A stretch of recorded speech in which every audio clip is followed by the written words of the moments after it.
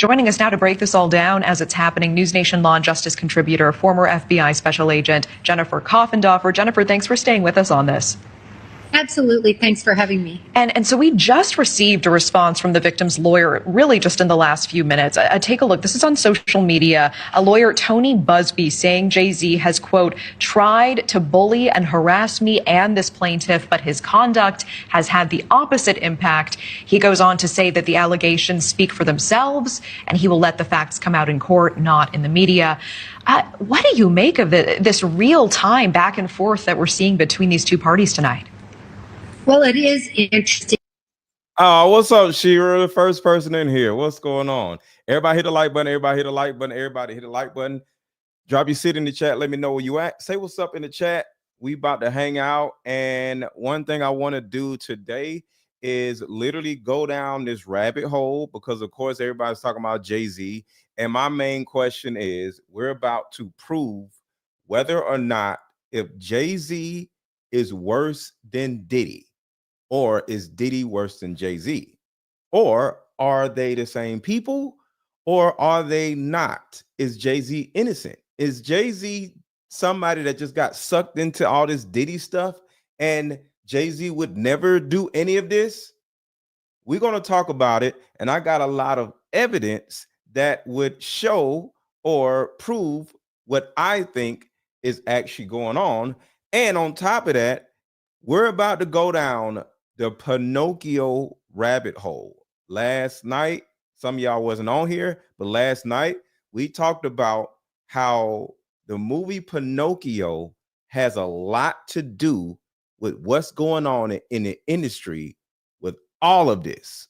So hit the like button, hit the like button, hit the like button. Drop your city in the chat. Let me know where you at. What's going on, Magnum ICU? What's up, Isaiah? What's up, Shira?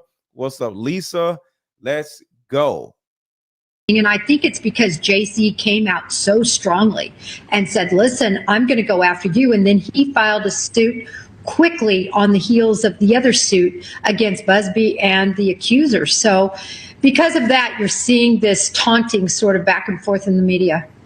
Do you believe that we may see Jay-Z face a judge? And if so, when would we see him in court? Any indication there yet? Well, we're definitely going to see him, I believe, on this suit. There are so many details. You know, they describe a house, a driveway, another woman being there. They discuss about a driver taking her. So she's locked into this story now, and that means there could be additional witnesses to corroborate her story or refute the story. Yeah, I know. So last night we talked about how this young woman's whole case, you know, the young woman that is suing Jay-Z, it's the same woman that was suing Diddy. So it's the same exact case. But in the other case, there was a plaintiff or person A and a person B that was unnamed. It now has been shown that the reason why those people were not named, because in the background, they were trying to work it out with Jay-Z, where Jay-Z could have just not dealt with none of this stuff and paid the accuser or something. I don't know, work something out with somebody, but Jay-Z said no. So it has been resubmitted or just exposed of who person A is. Then there's a person B that is a female that may possibly be either J-Lo, Beyonce, or Mary J. Blige, but we don't know who that person actually is. You've mentioned the specificity of the details really stand out to you in this filing. Do you find it strange that the filing originally did not include Jay-Z, just Diddy, and now Jay-Z is suddenly added today? I mean, does that make Jay-Z's addition in any way less credible, or is this not in fact so unusual?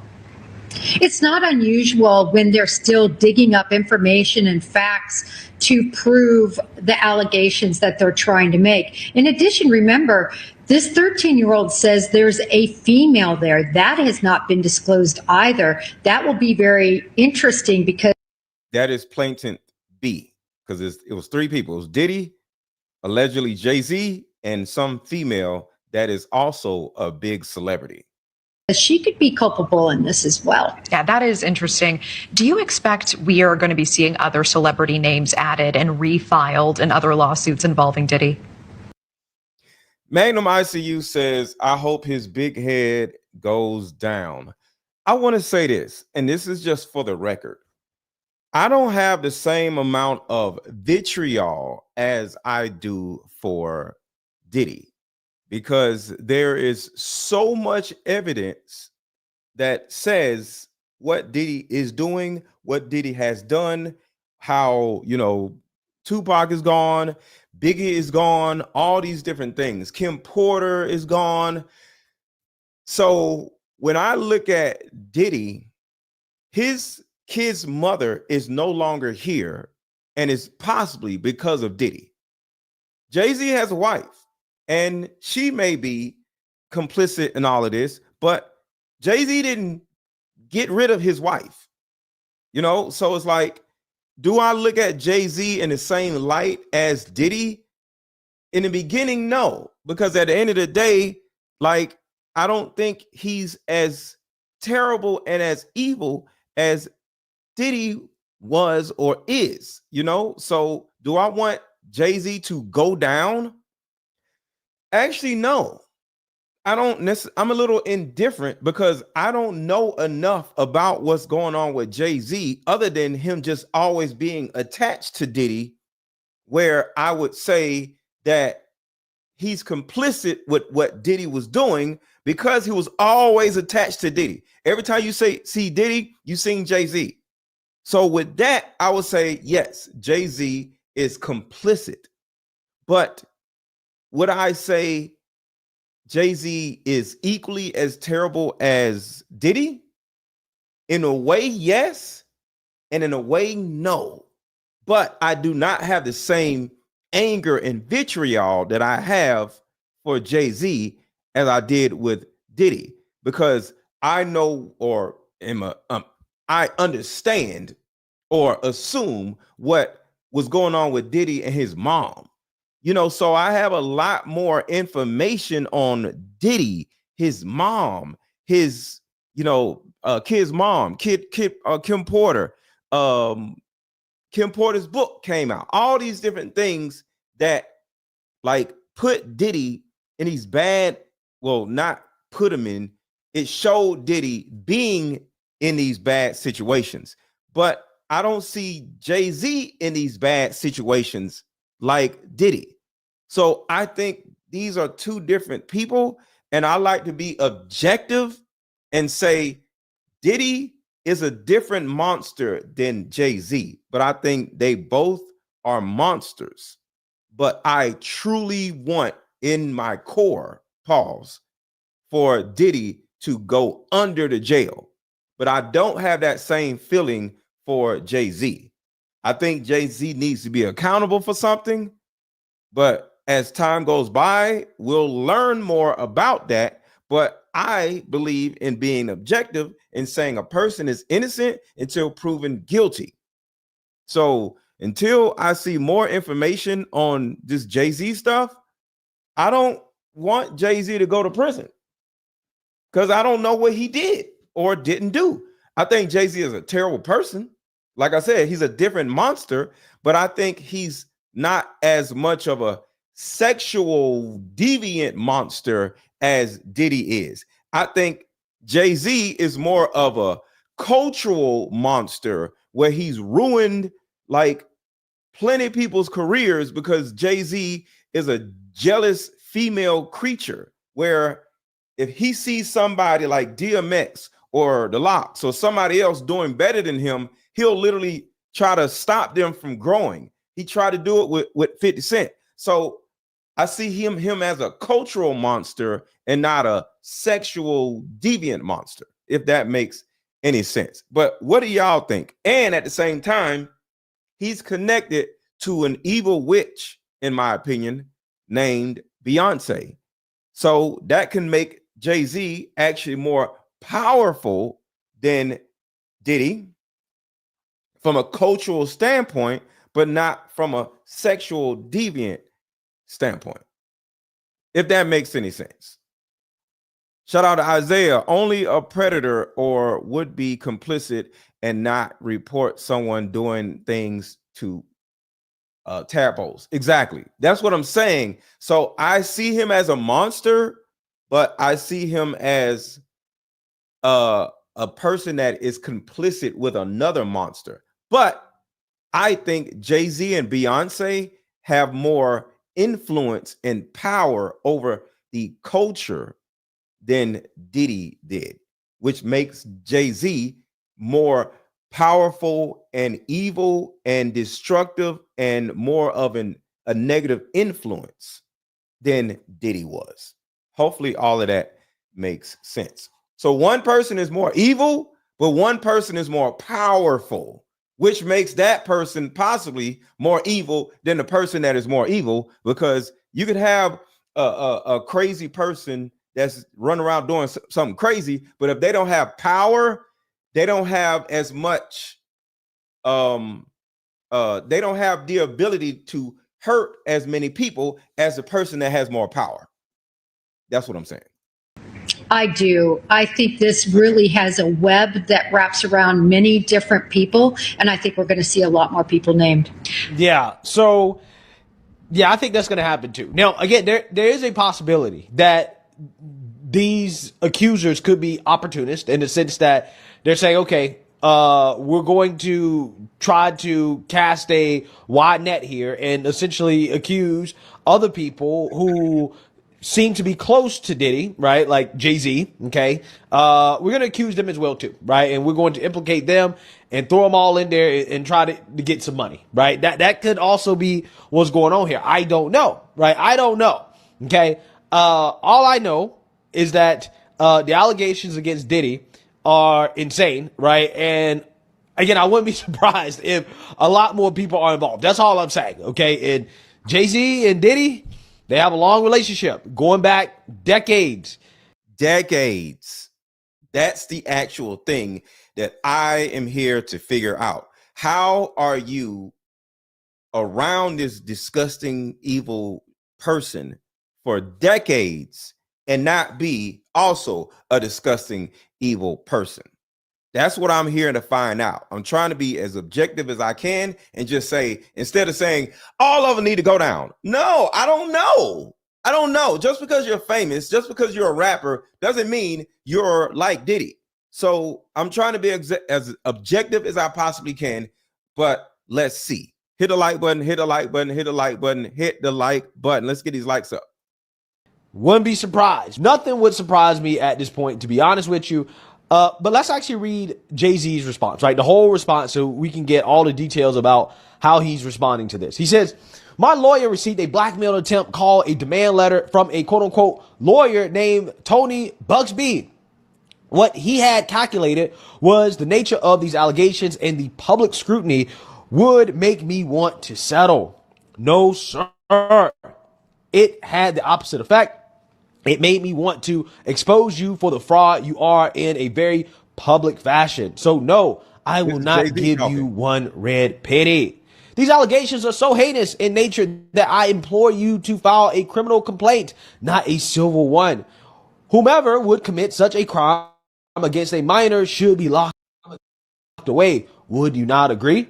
I mean, hey, all I'm saying is that the standard of proof for a criminal complaint is a lot higher, okay, than a civil one. And since this happened so long ago, it would probably be much harder to prove it in a criminal court rather than civil court.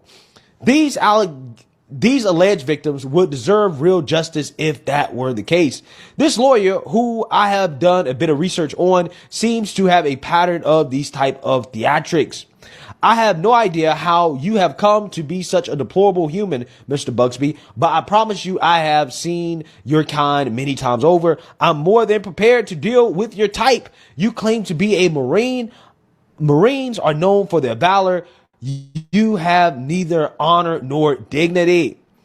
My only heartbreak is for the family. My wife and I will have to sit our children down, one of whom is at the age where her friends will surely see the press and ask questions about the nature of these claims. and explain the cruelty and greed of people. I mourn yet another loss of innocence. Children should not have to endure such at their young age. It is unfair to have to try to understand inexplicable degrees of malice meant to destroy families and human spirit. My heart and support goes out to the true victims in the world who have to watch how their life story is dressed in costume for profitability by this ambulance chaser in a cheap suit. You have made a terrible error in judgment, thinking that all celebrities are the same. I'm not from your world. I'm a young man who made it out of the project of Brooklyn. We don't play these types of games. We have very strict codes and honor. We protect children. You seem to exploit people for personal gain. I ain't never heard Jay-Z talk this damn much. Jay-Z bars don't be this damn long. This is crazy for Jay-Z to say all this stuff. And it makes it look like he's guilty. Only your network of conspiracy theorists, fake psychics will believe the idiotic claims you have levied against me that, if not for the seriousness surrounding harm to kids, would be laughable. I look forward to showing you just how different I am. Okay, so yeah, this is again a very interesting response from Jay-Z. Again, I'm not saying here nor there whether or not this dude was actually involved. All I know is that I can't wait until more information comes out about who allegedly was involved. Okay. Also on top of that, this is why I'm so excited about Kash Patel being the director of the FBI, because he has been very, very, very adamant about how there needs to be mass declassifications of certain documents, certain files, like JFK files, the Epstein files, the 9/11 files. And hopefully, again, we find out more about stuff like what's going on with Diddy and stuff like that, the Diddy list. Okay, I want to know all this stuff, right? I want to know everything. To me, what you said is the most important. Restoring trust. Yes. In our agencies and departments. That the way to do that is not to get a piñata and just punch him mercilessly and hoping for some bubble gum to pop out. The way to do that is to literally give the American people the truth. And that's what they feared about Donald Trump. He's going to come in there and maybe give him the Epstein list and maybe give him the P. Diddy list. You know, he's going to come up there and maybe do all these things, and they are terrified. Yeah, I believe that's part of the reason why Jimmy Kimmel was crying last night on his program. But also, I believe that this is something that the American public desperately want. And most importantly, this is how you restore honor and how you restore trust. Now, many may not know, some will, that you are personally responsible for the research on the Russiagate collusion. Everything we know about Russiagate, and we know maybe like... That's what I am looking forward to. So, hey, let me know what you guys think. Make sure you like... It doesn't seem like many... That's what I am looking forward to. So, hey, let me know what you guys think. Make sure you like, comment, and subscribe. Most importantly, share a Black conservative perspective. Peace.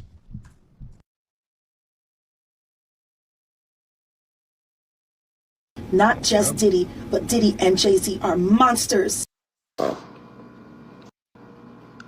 nobody want to believe me. And shout out to Jaguar Wright. I want to give Jaguar Wright her flowers because she... Yes, Jay-Z is next. Those are my exact... Jaguar Wright was the first person that said something about Jay-Z, and everybody looked at her like she was crazy. Words. Don't nobody want to believe me. See, that's why I don't get into telling y'all a bunch of facts and details, because it doesn't seem like many of you are really keeping up anyway. The stupidity is where my anger comes from. Well, how is anybody stupid? We don't know. Want to know why there's no vindication for me?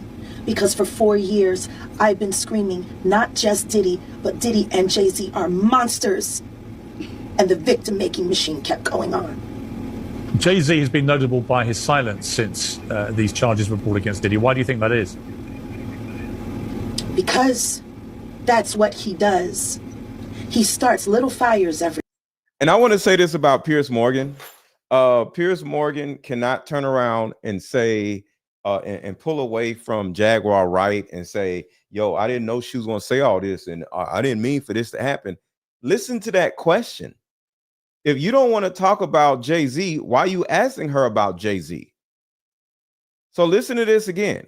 He literally went down the rabbit hole with her about Jay-Z. If you don't want to talk about Jay-Z, don't talk about Jay-Z. Watch.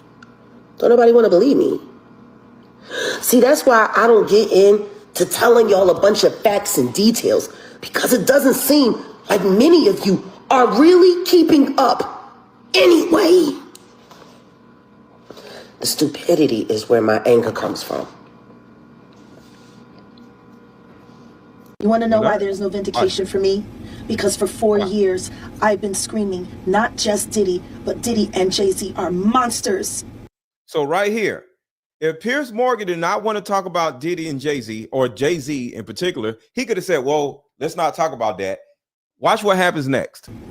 And the victim-making machine kept going on.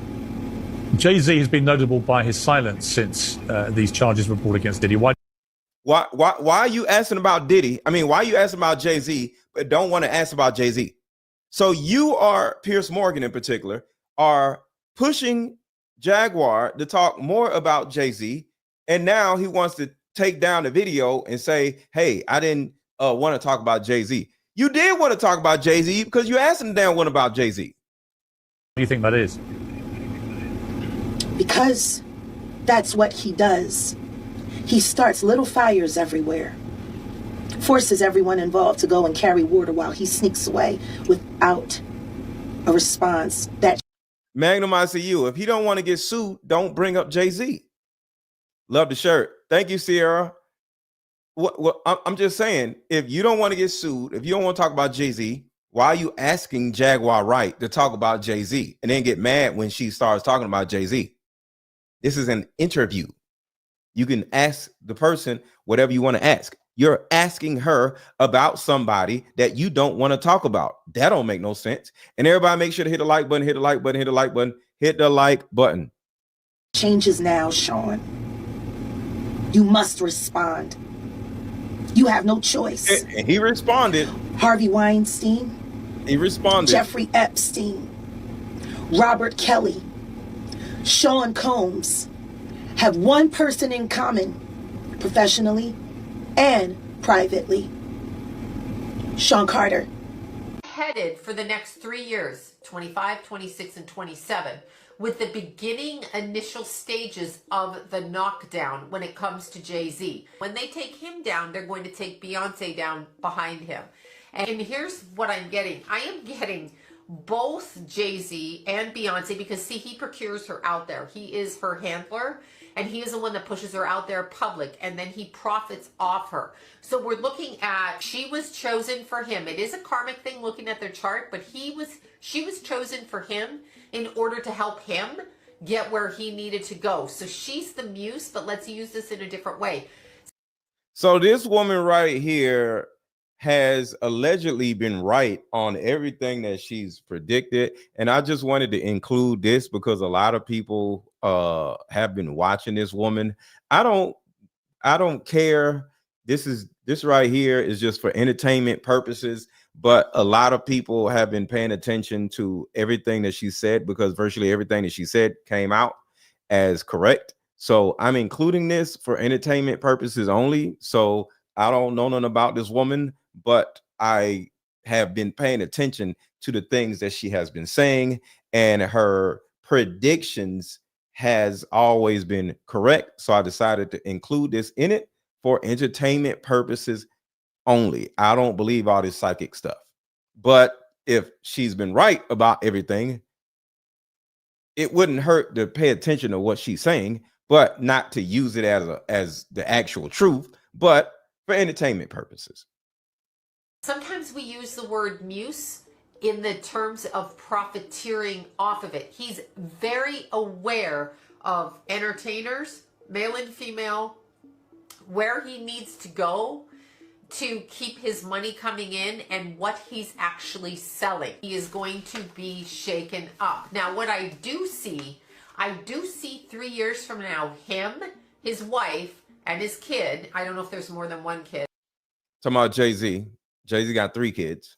See them with suitcases, and I literally see them leaving So their residence will no longer be in the United States. This is what I'm seeing. And this happens by 2027, if not sooner. And I just want to say this. If you're a psychic and you see them leaving, how don't you know how many kids she got? We know how many kids Jay-Z has.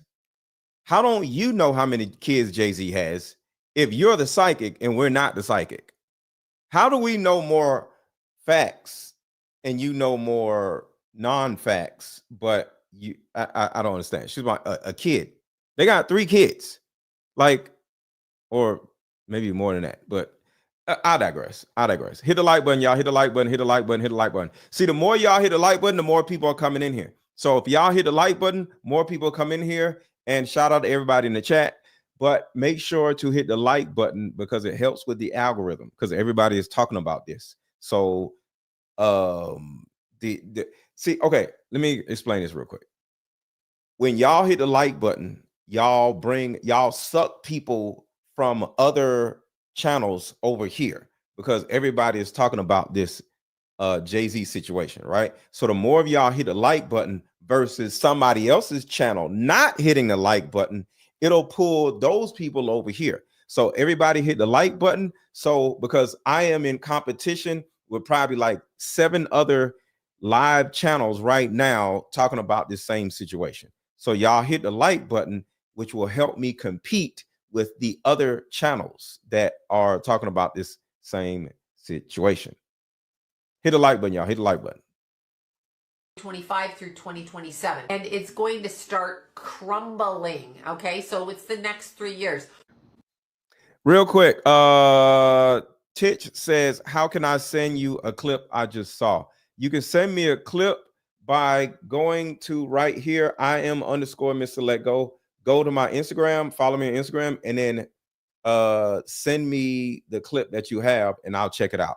So go to I am _Mr. Let Go on Instagram and send me the clip. Yeah, send it to my Instagram and I'll check it out. Bro, Rock Nation brunch, that's one of the things that just constantly plays in my mind because everybody used to be at that brunch, especially Hove. And seeing how Hove has been extremely quiet, radio silent right now. Why do you think that Hove might be next? Because I have that same feeling, but why do you think Hove, he might be next? And of course, this is before all these allegations came out. So what I'm playing is a lot of people predicting this whole situation happening with Jay-Z about a year before. So it wasn't just the psychic people who were predicting this. It was also Choke No Joke, of course, Jaguar Wright, and some other people. Who was he hanging out with the most in the last few years? They were doing photo shoots together and everything. Diddy, right? Brunch, yeah. Okay, so birds of a feather flock together, right? Wow. So he not far behind. And if Jay-Z was hanging out with Puff like this, and you saying Puff was this nigga, what type of nigga is Jay-Z to be hanging out with a nigga like that? It was called. Right, exactly. What's up, Mo Easy? Like, how can you, as a man, be hanging out with a disgusting, terrible person like Diddy and not be a terrible disgusting person also? Black Excellence, man. I remember that. It was called the Black Excellence. The Black Excellence crew is a code word for, allegedly code word for the secret gay niggas. Oh.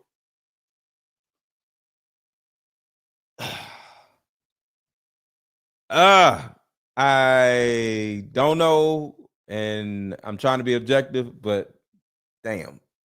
So that means everybody in that picture is I don't know. All right, let's do this. Quick commercial break, and because I gotta just let that, like, let me play that again. What are y'all's thoughts on what he just said? What is y'all's thoughts on what he just said? Who was he hanging out with the most in the last few years? They were doing photo shoots together and everything. Diddy, right? Brunch, yeah. Okay, so birds of a feather flock together, right? Wow. So he not far behind. And if Jay-Z was hanging out with Puff like this, and you saying Puff was this nigga, what type of nigga is Jay-Z to be hanging out with a nigga like that? It was called Black Excellence, man. I remember that. It was called the Black Excellence. The Black Excellence crew is a code word for, allegedly code word for the secret gay niggas. What do y'all think about that? What do y'all think about that?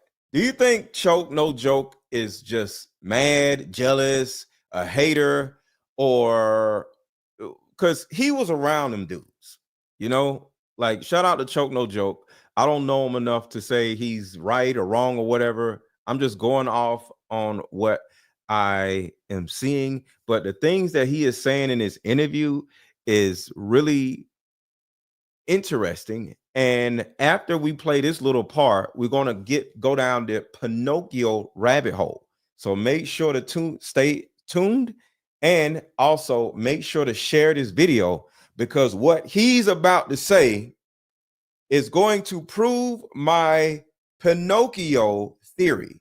There's a Pinocchio theory in all of this where we just going to go down the rabbit hole. So let me know what y'all think about what he just said. Is everybody gay? And I'm gonna play a commercial, and we're gonna come right back, and we're gonna go down this Pinocchio rabbit hole. Meet up at a coffee shop and play this fun dating card game. We'll have fun and see if we're compatible all at the same time. Ooh, what's the name of the game? It's called Deeper Discussions. I'm down.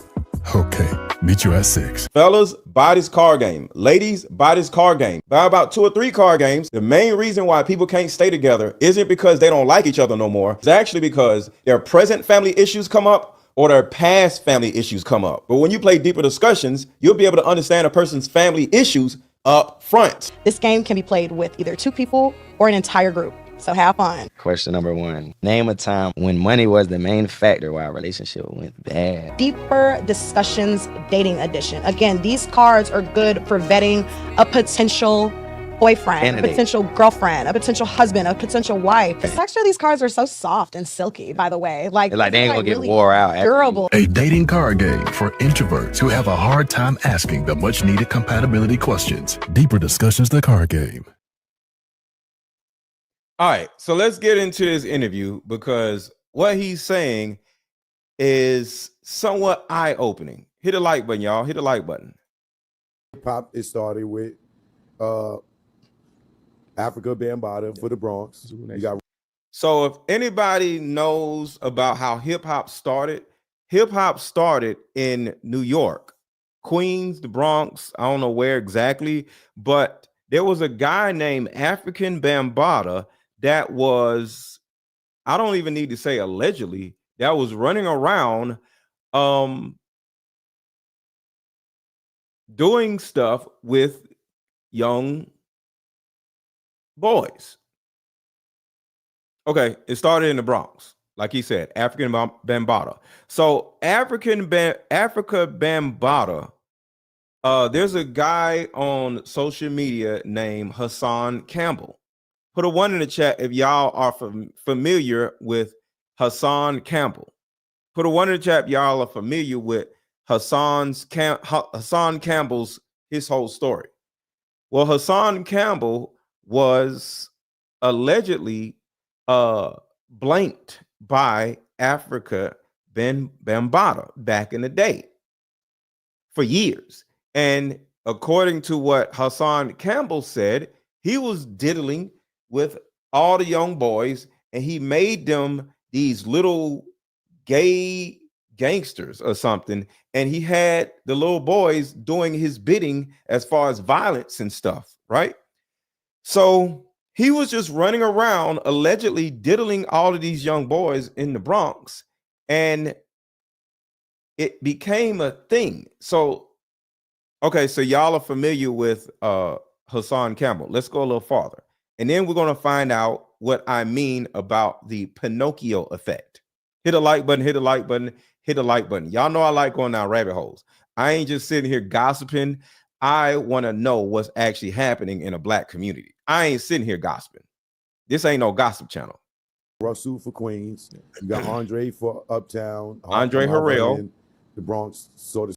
Andre Harrell was allegedly into dudes. Speak, you know what I'm saying? And you had Fly Tie in Brooklyn, right? With the Cold Chillin'.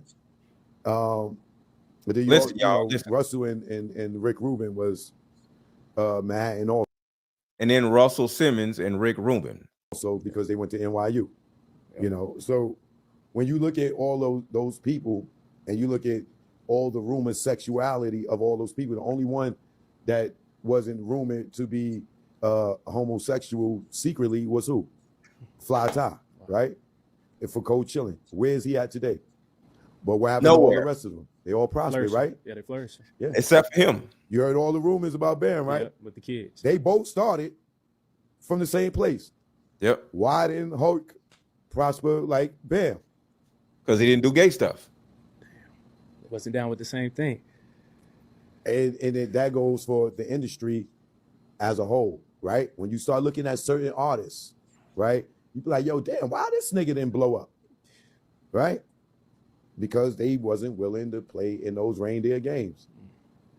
And then you got all the other ones that you keep seeing them. You know, it's like artists right now, I ain't gonna say no names, popular as the motherfucker, but this nigga ain't got no record out. He ain't had a hit in I don't know how long, but they got this motherfucker hosting this show and doing this. Now this motherfucker gonna go in the White House. Out of nowhere, right? Yeah. Those are the people they get in that club. You know what I'm saying? It's a fraternity. It ain't Illuminati. You know, I call it the gay boule, right? And that phrase is coined, I think, by Bobby Hemmett. Yep. But you know what I'm saying? But they have they club, right? So if you're not in that club in the industry, you know what I'm saying? Like the Deltas ain't fucking with the AKAs. You know what I'm saying? Yeah. So if you're not in that club, if you're not in that fraternity, and the funny shit is, a lot of them come from college fraternities. They do. And then they get in the industry and then they join that fraternity. Wow. You know what I'm saying? And that's how a lot of that shit got cycled, because a lot of them motherfuckers is from Howard University. You know what I'm saying? Including Puff. Yeah. Puff went to Howard. Yeah. You get what I'm saying? Including So Puff. it's a whole gang of them but now it's going to be dismantled. Why? Because Puff was the cream of the crop. Yeah. You know what I'm saying? Everybody was sucking Puff nuts to be able to hang around Puff, to get in these parties, to be around and be in that circle. And then Jay created his own little branch. Yeah. So, you know, the Rock Nation branch. And then when you look at all the women that were around Jay-Z and them, they all were teenagers. Rihanna was 16. Beyonce was 16. Foxy Brown was 15. Anna Kane was 13. Aaliyah was 15. So yeah, it's starting to look like an actual trend or a pattern. They like dudes and they like tadpoles. Why? Well, it's a possibility that in order for you to be a part of this club, you have to do certain things that would incriminate you in order to prove that you won't tell on anybody. So you gotta do something with, they gotta, do something with a tadpole, or they gotta do something crazy over here, or they gotta do something with a dude in order for you to prove that you are one of them. Going down the rabbit hole. It ain't no different. All them same niggas you see, a whole gang of niggas. You see, it don't be no women around them, right? It just be a gang of niggas. And let me show you what that gang of dudes actually looks like. Hold on. Where's the video? This is what it actually looks like, y'all. I like to show proof that I found that somebody is telling the truth. Hold on. Here it is right here. Look at this. Look at this. Gang of niggas. Nothing but dudes. There's only 7 women in this entire video. Now, right here, these 3 women right here, they're going to show these 3 women over and over again. It's the same women. Watch this. We're going to count that woman and that woman. You're gonna see these same women in all of these different scenes. It's the same women. It's only 7 women in this video, and it's 200, maybe 300 men. Those same 2 women, same woman.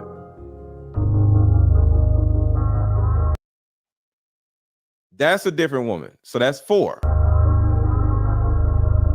Number dudes. Number dudes.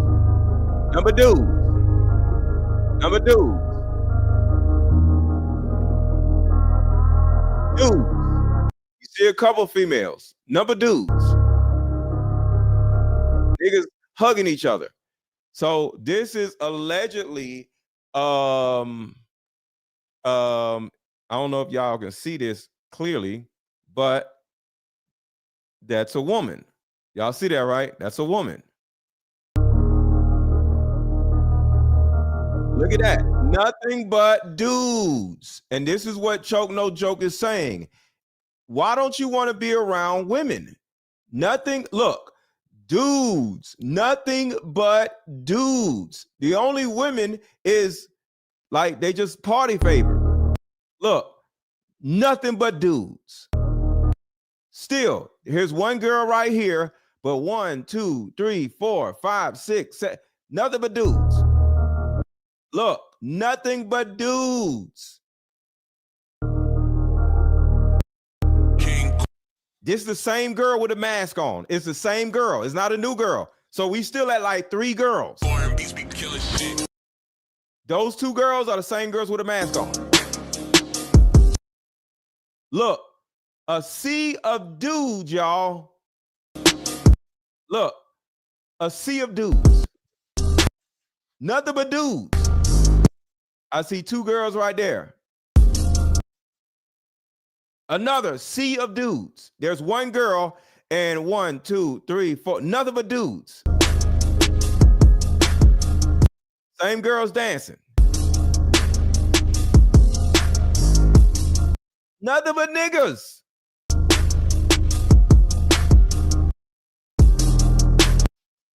Remember, the same girls, these are the same girls that had the mask on, and then her.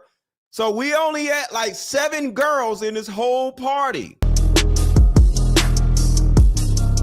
Because I counted. Nothing but niggas. Look. Nothing but dudes. Right, that party probably smells like balls.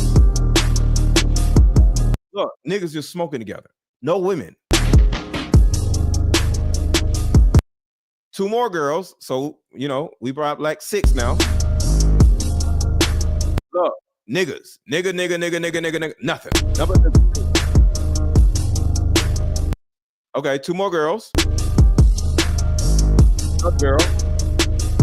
Another girl.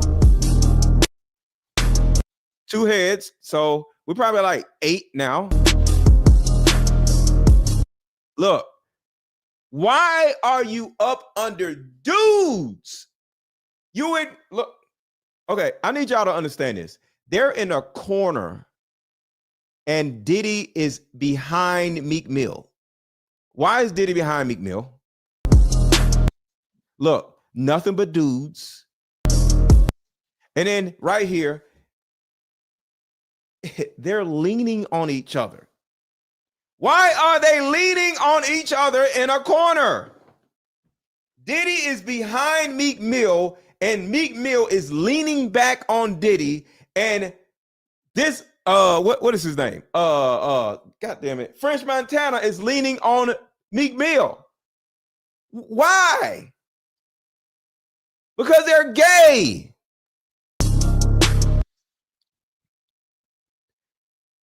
Look how, okay. Never in my life has a nigga, let me say, dude been in the back of my neck. He's in the back of his neck. A man is in, look how close his lips are in the back of Meek Mill's neck. Watch this. Look at this. Look at this. Look at this. He is in the back of his neck.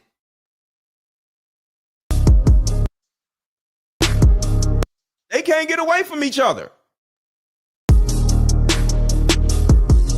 Look, no women. And somebody said, why do you care? I'm simply proving the point my man right here is saying in the video. I don't care. I'm just proving a point. You know what I'm saying? Including Puff. Yeah.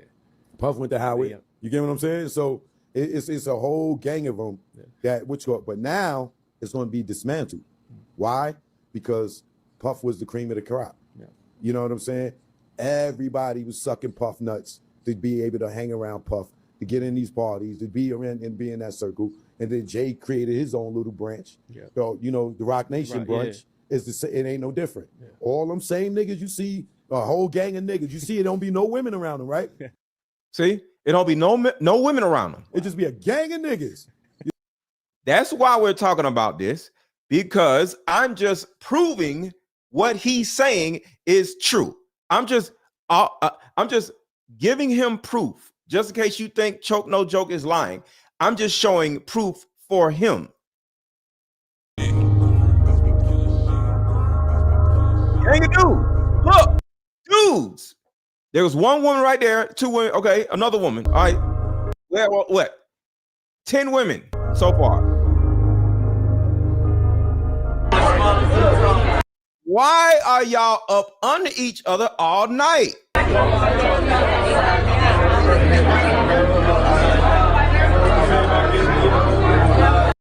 And I want y'all to understand something. They're not taking a picture because they would have moved around.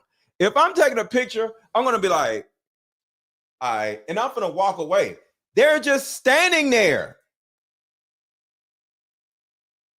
Look how long they standing there. This is not them taking a picture. They're just leaning on each other all night long.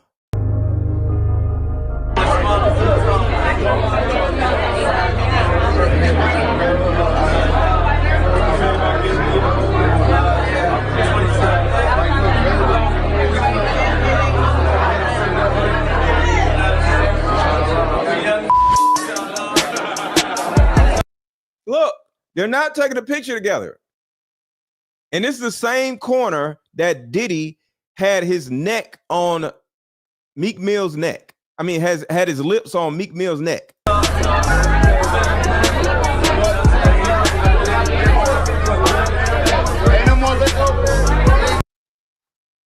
They're not moving.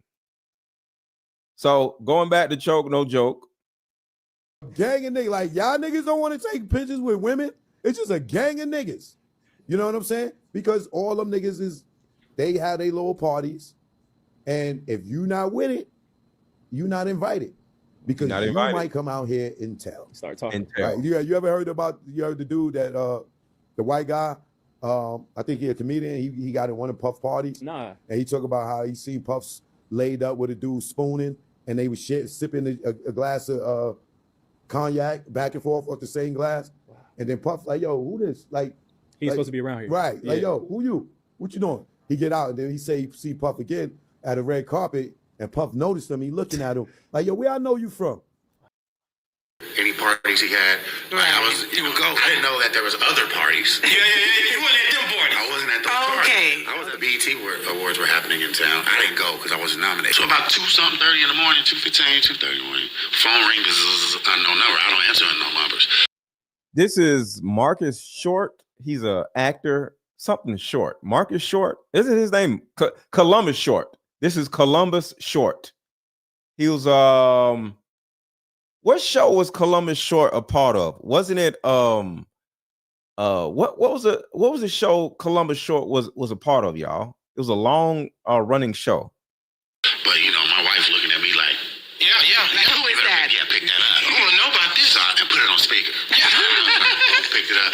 Hey, I said, who is this? It's Sean. I'm like, Sean, it's Puff. I'm like, oh, what's good? Talking low like that? Talking low. So I was like, hey, what's good? I said, what's cracking? He said, we didn't see you tonight at the BET Awards. What you doing? I was like, oh man, I'm at the crib. He said, I'm over here at the Beverly Hills Hotel. I said, oh, for real? So who over there? Just me. Nobody. And I had got invited to speak, but I hadn't drank all day. And so this is now, it's night. It's like 11:30, 12. There was only about 14, 15 people in there, but some people. And they was like, Columbus, what did you drink at Columbus? I'm like, I only drink one thing, tequila. So I was like, all right, let me get a shot. So I'm over here, like, we chopping it up. I take my shot. I'm like, pretty smooth. So we chopping it up. 5 minutes go by, 7 minutes go by. Something wrong. Because I'm getting dizzy. I'm trying to stay on one shot. So I'm like, I'm trying to stay focused. You know, but I'm hearing, but it's warm. I'm like, oh, it's like, I start getting a little sweaty. They like down this hall, and it's like a big ass house in Atlanta. So I'm like, walking down the hallway, look like the Starship Enterprise. I go to the bathroom and I put my finger down my throat. Cat backing. Yeah, because you knew. And my manager was with me, so he kicked in the door. Boom, Short, you all right? I was like, bro, I don't know, bro. It's like, he's like, the driver's still outside. Let's go.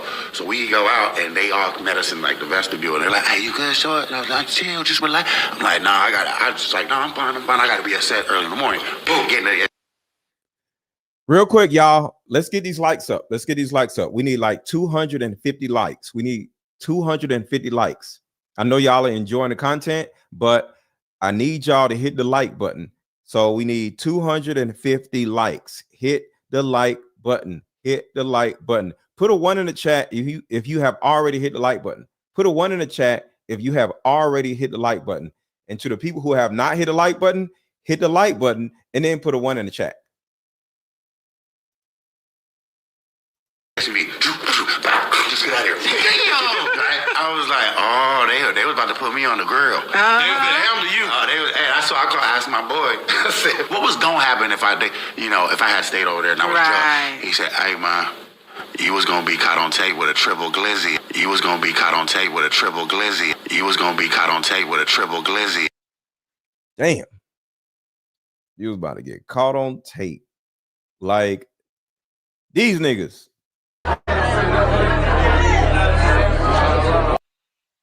All right, so let's get into the Pinocchio effect. Everybody type in the chat Pinocchio effect. We talked last night, and we was on live for till 1 o'clock in the morning. So some of y'all was not there last night, and we talked about the Pinocchio effect a little bit. And I told y'all to go and check out the movie Pinocchio. And of course, none of y'all did. So I brought it to y'all. So hit the like button, hit the like button, hit the like button. Check this out. 1940 Pinocchio animation film, Pinocchio.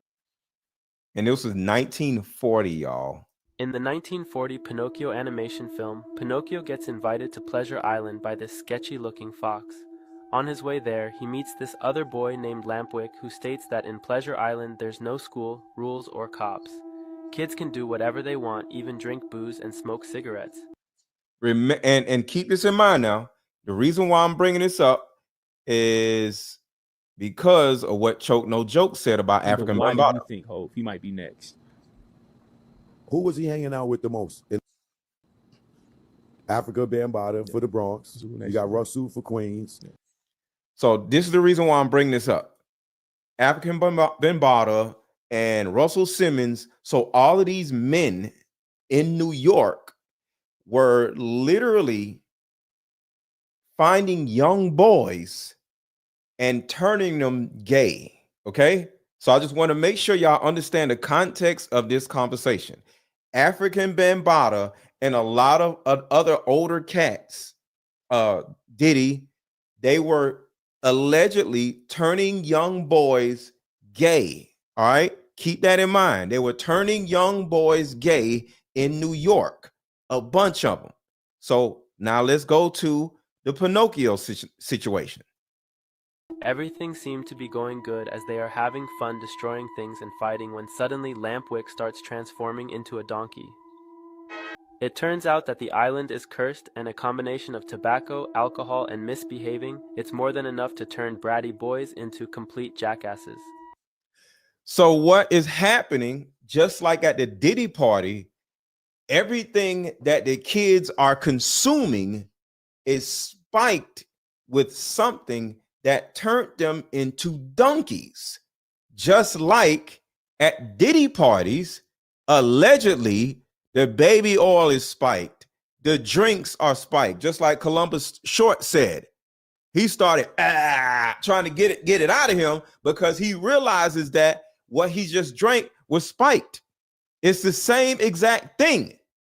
So they get little boys and they allegedly spike drinks in order to make them into something else. So in a cartoon, they couldn't say they turned gay. So the cartoon said they made them into donkeys. It's out that the island is cursed and a combination of tobacco, alcohol, and See, the tobacco and the alcohol was spiked. So a lot of these rappers, they got all of this. They got this formula to turn young boys gay from Pinocchio. behaving. It's more than enough to turn bratty boys into complete jackasses. The darkest part about all this was when we find out that the boys who turned into donkeys are being sold into slavery and never get to go home or be boys again. I want to go home to my mama. Who? Especially Hove. And seeing how Hove has been extremely quiet, radio silent right now. Why do you think that Hove might be next? Because I have that same feeling, but why do you think Hove, he might be next? Who was he hanging out with the most in the last few years? They were doing photo shoots together and everything. Did he, right? Brunch, yeah. Okay, so birds of a feather flock together, right? Wow. So he not far behind. And if Jay-Z was hanging out with Puff like this, and you saying Puff was this nigga, what type of nigga is Jay-Z to be hanging out with a nigga like that? It was called Black Excellence, man. I remember that. It was called the Black Excellence. The Black Excellence crew is a code word for, allegedly code word for the secret gay niggas. Hip hop, it started with Africa Bambaataa for the Bronx. You got Russell for Queens. You got Andre for Uptown, Mount Vernon, the Bronx, so to speak. You know what I'm saying? And you had Fly Ty in Brooklyn. It's all the same thing, y'all. I takes him to Pleasure Island. Get a whole bunch of young boys together. Get them whatever it is they want, whether it's girls, alcohol, let them do whatever they want to do, give them a gun or whatever. And next thing you know, you turning them gay without them realizing it. And you start diddling them. Hit a like button, hit a like button, hit a like button. You boys have had your fun. Now pay for it. That's literally Diddy's formula. He'll sign you to a record deal.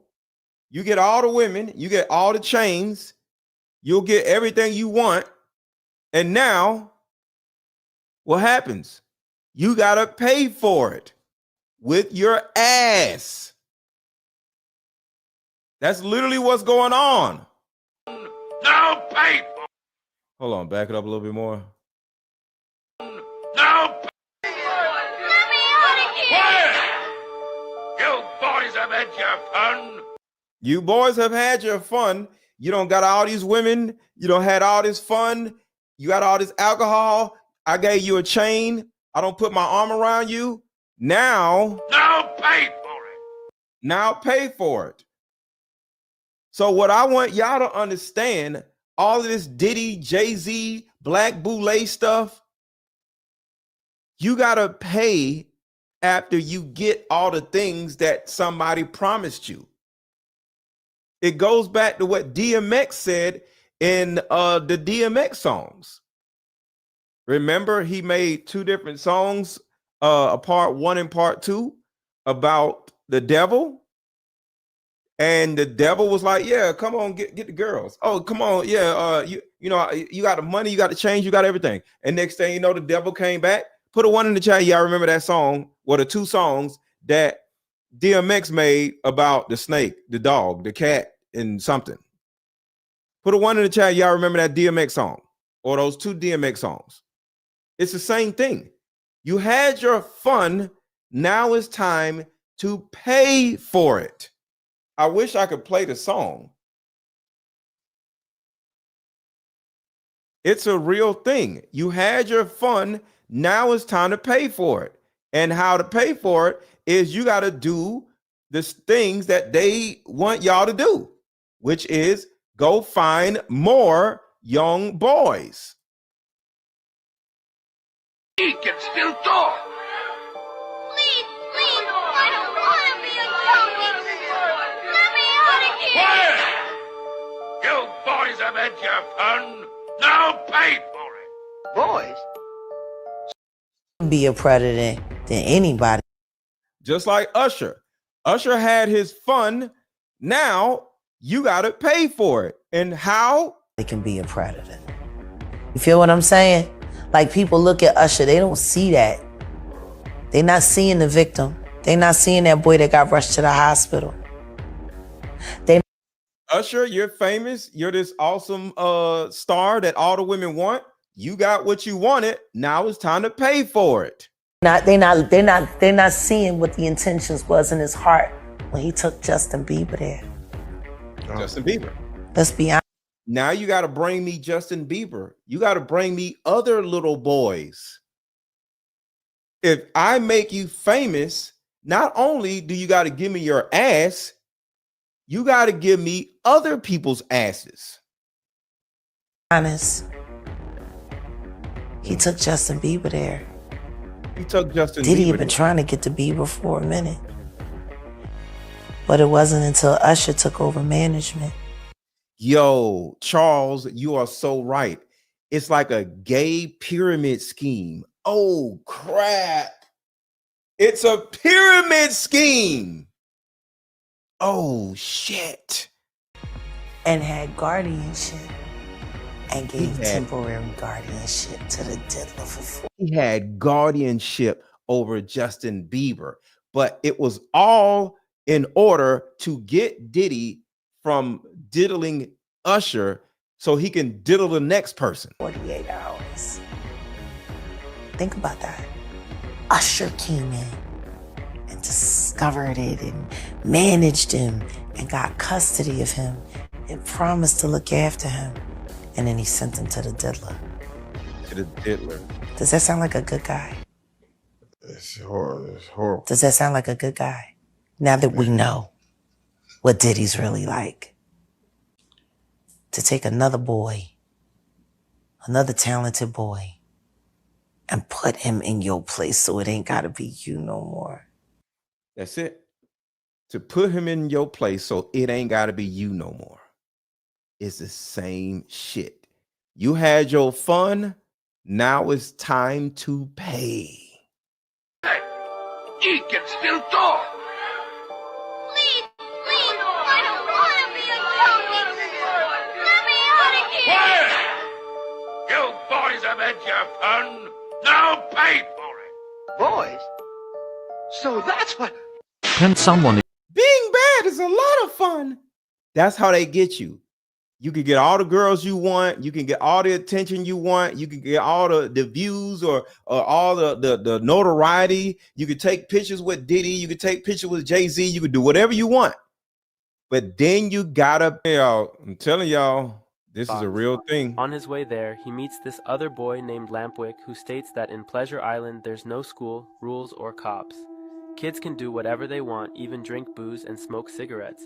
Everything seemed to be going good as they are having fun destroying things and fighting when suddenly Lampwick starts transforming into a donkey.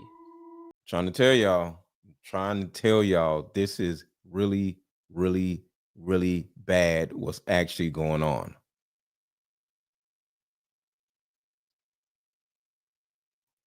Of sexually assaulting a 13-year-old girl. Jay-Z has released a statement today via the Rock Nation account after news broke today that he was named as a defendant in a civil lawsuit accusing him and Diddy of sexually assaulting a 13-year-old girl at a VMA's after. Oh, yo, shout out to y'all. Carl just said, damn, breaking that stained glass window was a low-key attack on, oh my God. I didn't even see that. Yo, I didn't even see that. Hurry, see them. Hey! Yeah, huh? Get a load of that stained glass window. Hold on. This is not a church. Oh crap. It is a church. Look at the windows. It is a church. It's a church. Oh shit. Hold on. Aaron, didn't that white guy describing the party where he left his friend say he was peeking through? Oh! Oh shit! Oh shit! Oh shit! Oh shit! Oh shit! You're right, October 3074. Oh shit! Hold on, right here. I even got the video. Just playing tourist, bringing my Oh shit! very specific things to me that weren't just by chance. We came home one day and I locked the door behind me like I came home and we were just winding down and half and half, and he just jokingly said, "Just a walking party." I'm just letting him talk for a little bit, and I think this party was to butter me up to get me to do these horrible things. And when I finally get back to my apartment, I run upstairs, I play in front of the house. One of the employees is standing there, and he's standing in front of a car, and he has my phone. I go left and start running towards Studio City, or I go right and start running. Hold on. He said it. Oh my God. It's 4 a.m. My friend's still inside. I don't have my phone. So I decide to walk around the right side of the house because that's where all of the party Listen, it's the same window now. Oh shit. attendees were kind of headed. Let me see if I could peek in and maybe flag down David to let him know I got kicked out. And there's some windows to the next room. But of course these windows are like big church stained glass windows. And you Oh shit.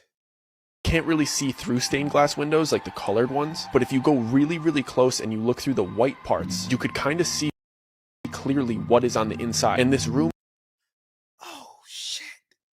The same thing as in Pinocchio. Look at the window. That is the same window. Oh my God. Yo, we some whole detectives in this bitch. the whole intent of this party was to butter me up to get me to do these horrible things. So the agent just walks me to the closest door. He doesn't even walk me to the front of the party and out the front door. He just puts me out into the backyard. It's 4 a.m. My friend's still inside. I don't have my phone. So I decide to walk around the right side of the house because that's where all of the party attendees were kind of headed. Let me see if I could peek in and maybe flag down David to let him know I got kicked out. And there's some windows to the next room. But of course these windows are like big church stained glass windows.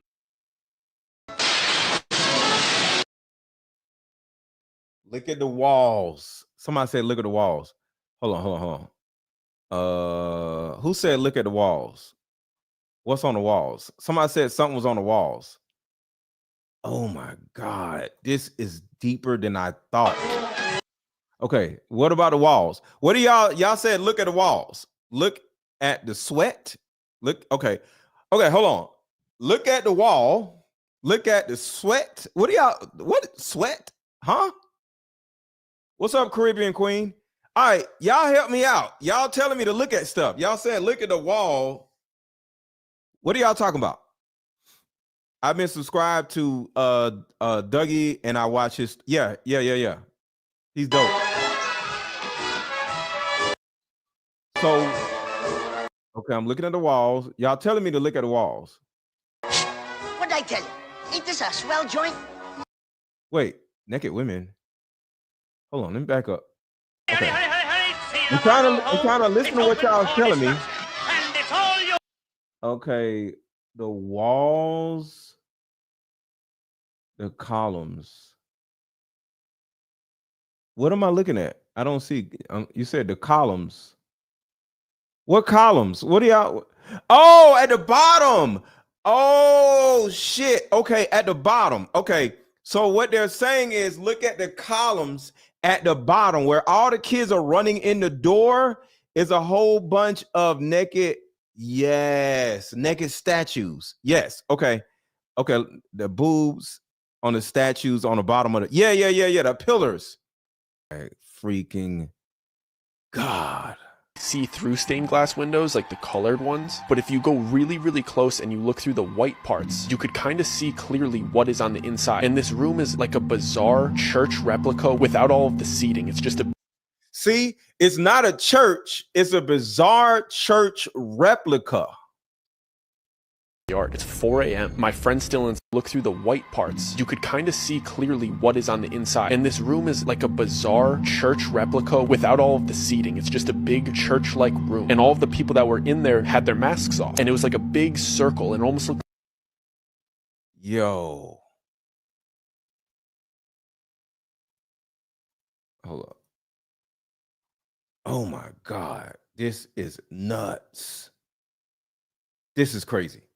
This is absolutely crazy. All right, let's get back to this. Year 2000. Damn. Jay-Z has released a statement today via the Rock Nation account after news broke today that he was named as a defendant in a civil lawsuit accusing him and Diddy of sexually assaulting a 13-year-old girl at a VMA's after party in the year 2000. The statement reads, Hold on. Going back to the cartoon. Was this like a mansion party? Hold on, let's go back to the building. Was this a mansion party? A Diddy mansion, y'all? It's open for destruction, and it's all. This is a Diddy mansion. Oh shit. I'm gonna look up the Diddy mansion and see what it looks like. a lawyer received a blackmail attempt called a demand letter from a lawyer named Tony Busby. What he had calculated was the nature of these allegations and the public scrutiny would make me want to settle. No, sir, it had the opposite effect. It made me want to expose you for the fraud you are in a very public fashion. So no, I will not give you one red penny. These allegations are so heinous in nature that I implore you to file a criminal complaint, not a civil one. Whomever would commit such a crime against a minor should be locked away. Would you not agree? These alleged victims would deserve real justice if that were the case. This lawyer, who I had done a bit of research on, seems to have a pattern of these types of theatrics. I have no idea how you have come to be such a deplorable human, Mr. Busby, but I promise you I have seen your kind many times over. I'm more than prepared to deal with your type. You claim to be a Marine. Marines are known for their valor. You have neither honor nor dignity. My only heartbreak is for my family. My wife and I will have to sit our children down, one of whom is at the age where her friends will surely see the press and ask questions about the nature of these claims and explain the cruelty and greed of people. I mourn yet another loss of innocence. Children should not have to endure such at their young age. It is unfair to have to try to understand inexplicable degrees of malice meant to destroy families and human spirit. My heart and support goes out to the true victims in the world who have to watch how their life story is dressed in costume for profitability by this ambulance chaser in a cheap suit. You have made a terrible error in judgment thinking that all celebrities are the same. I'm not from your world. I'm a young man who made it out of the project of Brooklyn. We don't play these type of games. We have very strict codes of honor. We protect children. You seem to exploit people for personal gain. So the Diddy mansion that he never fully furnished in Atlanta, it was just there to have parties at. So it wasn't actually his home. Yeah, it's open for destruction. I was just looking at it. Yeah, it's a mansion in Atlanta, the Diddy mansion. Hold on, I'm gonna show y'all. Let's see. Where is it? Here it is right here.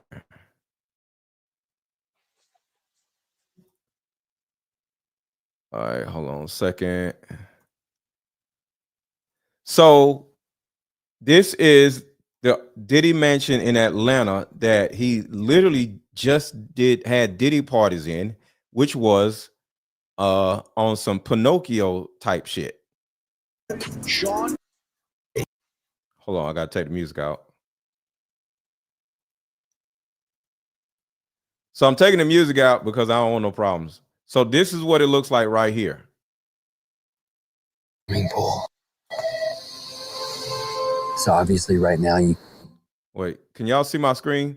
Put a 1 in the chat, y'all can see my screen. Put a 1 in the chat, y'all can see my screen. Can y'all see my screen? Because I don't want to be doing this and y'all can't see my screen. Put 1 in the chat, y'all can see my screen. Put a 1 in the chat, y'all. Can y'all see my screen? No, okay. All right, y'all can see it. All right, cool. Back it up a little bit. But what will be? And look at the window. The mansion sits. All right, so that's the mansion, right? It's like an empty shell, stripped from its glam. That's the mansion. Look at the stained glass window.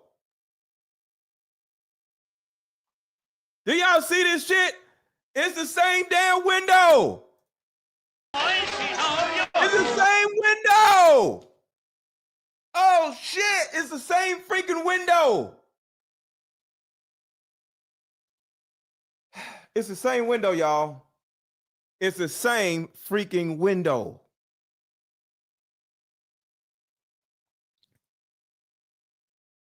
It's the same window. Oh my God.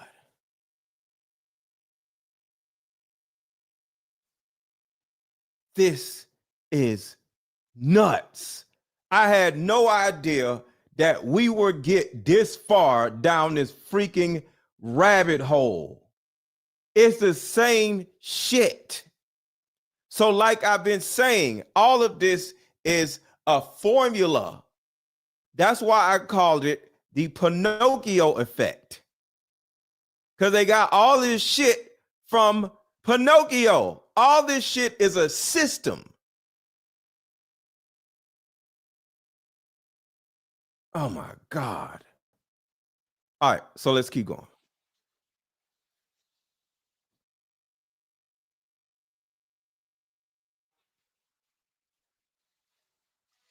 Hold on, what's playing? Sorry, something else was playing. You see how this is like in the woods? Y'all see this shit? Look how far out in the woods it is. That means you can't get away if you run off. Where you gonna go? Inside this mysterious will unravel. So real quick, going back to this video right here, where the dude said he was trying to run off. All right, I got too many goddamn videos up. Network of conspiracy. That's not it. Where's the goddamn video?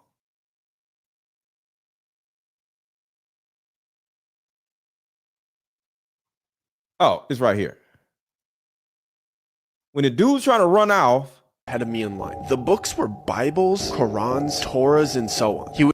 and I'll play this whole video for the people who never seen it because it was an amazing. This party was to butter me up to get me to do these horrible things. So the agent just walks me to the closest door. He doesn't even walk me to the front of the party and out the front door. He just puts me out into the backyard. It's 4 a.m. My friend's still inside. I don't have my phone. So I decide to walk around the right side of the house because that's where all of the party attendees were kind of headed. Let me see if I could peek in and maybe flag down David to let him know I got kicked out. And there's some windows to the next room. But of course these windows are like big church stained glass windows. And you can't really see through stained glass windows like the colored ones. But if you go really, really close and you look through the white parts, you could kind of see clearly what is on the inside. And this room is like a bizarre church replica without all of the seating. It's just a big church-like room. And all of the people that were in there had their masks off. And it was like a big circle and it almost looked like an initiation. And all of these celebrities are standing around in a circle around the other 9 new people. It was 10 excluding me. And there was big TV grade cameras recording, and it looked like the group of celebrities and everybody else that was there was kind of cheering them on. But then there was clearly people in there that were much more serious and kind of threatening, and the 10 new people were in the middle of this room being forced to do horrible things that I wish I could unsee. And the new people clearly didn't want to do these things. They were being forced to do these things. And they were clearly recording it. And I see my friend being forced to do these horrible things in front of these people and in front of these cameras. I just start panicking. I don't know what to do. So in my head, I'm like, I just need to get out of here. So I start speed walking to the front of the house. And I'm thinking, I need to get out of this gate. There's only one street. We're on Laurel Canyon.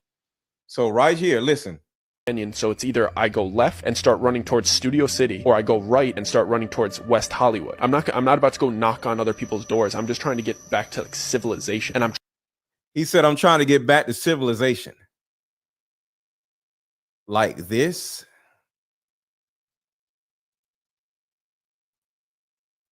Did he feel like this?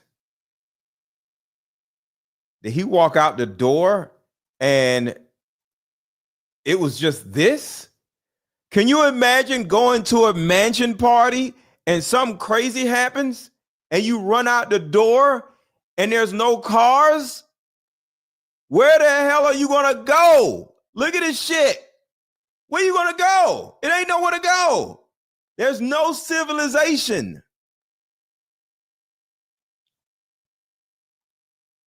This is nuts. This is absolutely nuts. Look up Mary J. Blige, abandoned LA mansion. Grass railings are held up by crosses. Oh man, this is nuts. All right, let's get back to this. Should not have to endure such at their young age. It is unfair to have to try to understand inexplicable degrees of malice meant to destroy families and human spirit. My heart and support goes out to the true victims in the world who have to watch how their life story is dressed in costume for profitability by this ambulance chaser in a cheap suit. You have made a terrible error in judgment thinking that all celebrities are the same. I'm not from your world. I'm a young man who made it out of the project of Brooklyn. We don't play these type of games. We have very strict codes of honor. We protect children. You seem to exploit people for personal gain. Only your network of conspiracy theorists, fake physics, will believe the idiotic claims you had leveled against me, that if not for the seriousness surrounding them to kids would be laughable. All right, y'all, we got to get these likes up. The likes are not up yet. We're going to take a quick commercial break and get the likes up, y'all. Get the likes up, get the likes up, get the likes up. Hit the like button, y'all. Y'all got to get these likes up. We'll be right back.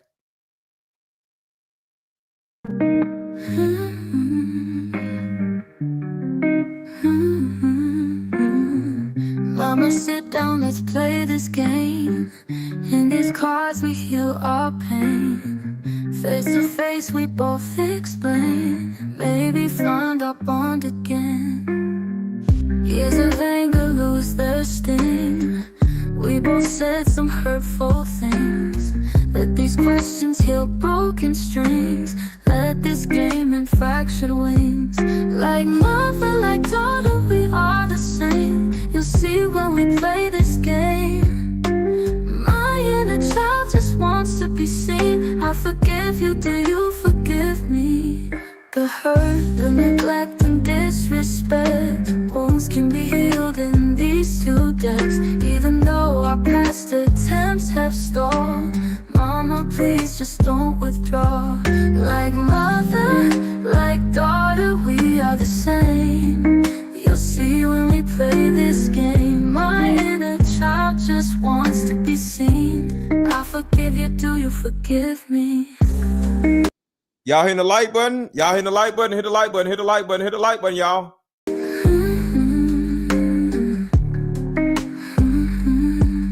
The hurt, the neglect and disrespect. Wounds can be healed in these two decks. Even though our past attempts have stalled, Mama, please just don't withdraw.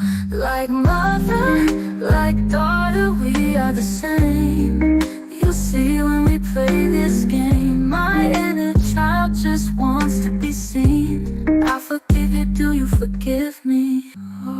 The wants to see it. Even though our past attempts have stalled, Mama, please just don't withdraw. All right. Make sure to buy my mother-daughter card game. My mother-daughter card game. It is on sale for only $62. It is usually $199. So y'all talk about how things cost too much. It's only $62. Get my mother-daughter card game if you have a tumultuous relationship with your mother. And on top of that, if you are enjoying this content, you're enjoying this show, make sure to contribute to the channel. If you don't buy a card game, drop a Cash App. Cash App is $AARON 1000. $AARON 1000. Are you making a daughter-father card game? Yes, I'm making that. Yeah. More card games are coming out. I got another card game coming out in January. So yes, I got more card games coming. I look forward to showing you just how different I am. The lawsuit. He is the first who was sued. He was getting attacked by private investigators, and All right, so this is interesting right here too. And back up a little bit. He just updated one of his lawsuits, now naming Jay-Z as allegedly S.A.ing a 13-year-old girl after the VMAs with Diddy. Jay-Z is the first celebrity named alongside Diddy for allegedly having any wrongdoing by Tony Busby. I called it, I believe that Jay-Z was the celebrity John Doe that went after Tony Busby and sued him when he sent him a demand letter saying that there were multiple minors saying that he did things to them with Diddy. Uh-oh. All right, Christine says, people who went to Diddy parties in Miami, they would text you and the address, they will text you the address and you go on a bus. Wait. Oh, and a bus would be there. Okay. So they would text you the address and you go there and a bus would be there. You leave your car.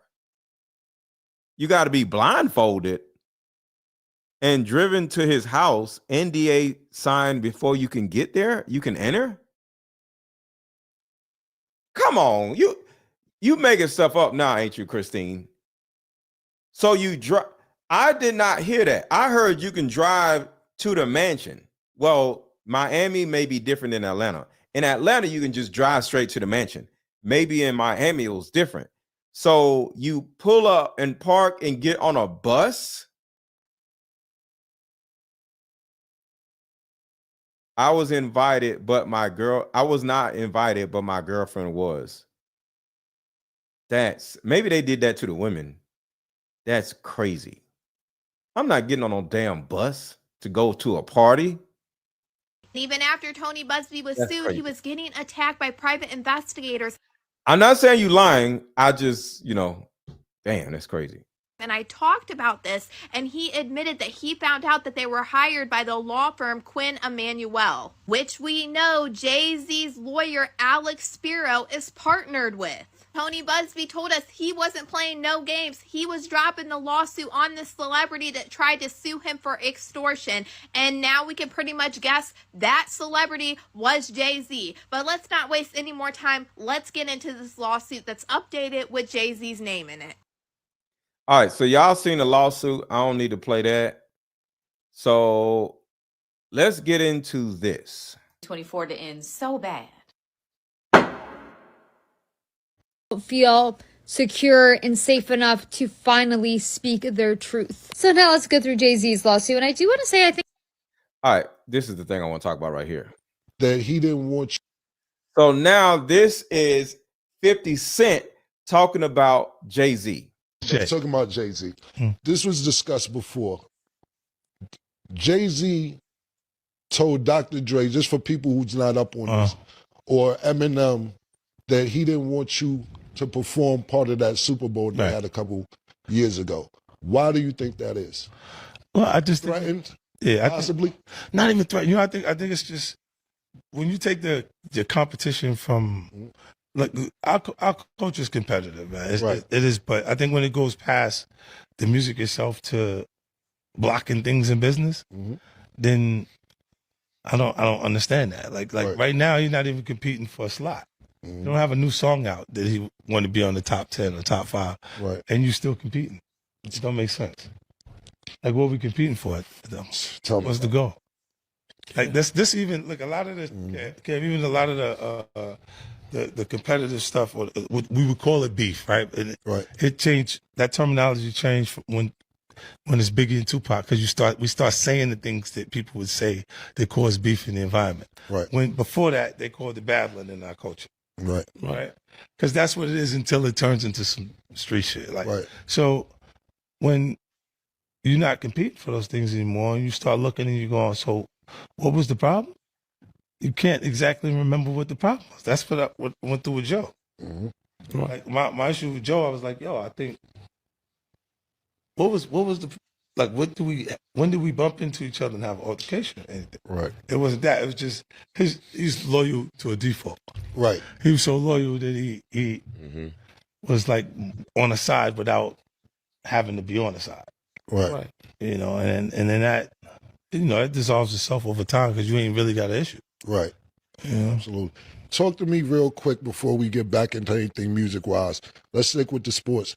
You have this thing called the fifth quarter. Explain what the fifth quarter is. The fifth quarter is whenever people leave the game early, trying to beat the traffic. And yes, so we talk about sports teams when they leave in the professional sports events. Right. That I create these social lounges like in Houston Rockets, then Toyota Center,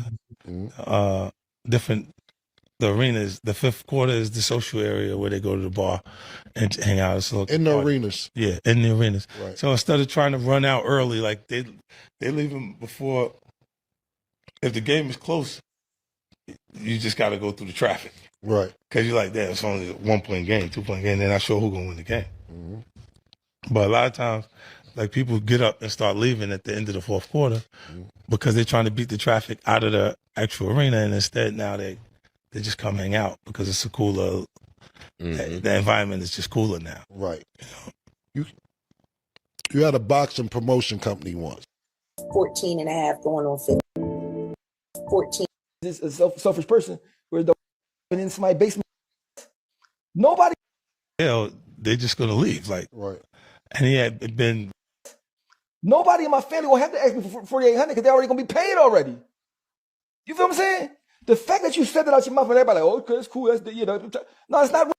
All right, so he's talking about Jay-Z right here. Hold on. Let me fix it. Hell, they're just going to leave. Like, right. And he had been. Jay-Z to me is just not a good person. I mean, if you see when he's talking to Kevin Hart, he's like, man, I don't like going to my family functions. Somebody might ask me for $4,800. Somebody might ask you for $4,800 from your family. You got $1 billion. That's shit. If that slid in on there, nobody say nothing. I said, damn, nobody say nothing about that, huh? That's that. But mind you, this is my thing. If I got billions of dollars, nobody in my family will have to ask me for $4,800 because they're already gonna be paid already. You feel what I'm saying? The fact that you said that out your mouth and everybody like, oh, okay, it's cool. That's the, no, it's not right. If you got $1 billion, your whole family should be straight. You know what I mean? I mean, that's just me. Like, I mean, like, he said that. Everybody, like, nobody said, well, you don't owe nobody nothing. You don't owe nobody nothing. But what about when you get tied up and in somebody's basement tied up? You know what I mean? He still don't owe nobody nothing either. You know what I mean? But that's how it go in the hood. If you don't look out, people, you become food. You know what I mean? So I'm like, he said, I want to go to, your cousin got an idea. He might want to get $4,800. Bro, did you say 40? He said 100,000. He said 4,800, bro. You know what I'm saying? This nigga, you know what I mean? So like, my thing is, he's just a selfish person. Whereas though, like, man, but I respect him for a lot of stuff. I mean, for his business and all that. But like, I mean, if you what's the use of having $1 billion if you're not helping nobody? Now, Jay-Z has had relationships with many underage girls, and they consistently keep trying to pass that off. It was 14 and a half going on 15 when he started sleeping with her. And I'm not saying allegedly, Sean. And you're lucky I signed the NDAs that I did. Otherwise, I would tell them about all the things that I did with you when I was underage. But I signed the paper and I took the money. After hearing what Mary J. Blige had to say about it, when she even said it out her own mouth that it was an unalivement. I just know that was. And then she tried to reword it with a spiritual unalivement. You know what I'm saying? That was a spiritual, but people know it or not. Because God don't kill people. You know what I'm saying? Whether people know it or not. And I could go deep, but she further went on to say she got scared because she knew she was going to be next. From what I know, it ain't supposed to go down like that. And just simple obedience, like, your gut always warns you. That your gut never lies to you. And why does nobody look at what's there?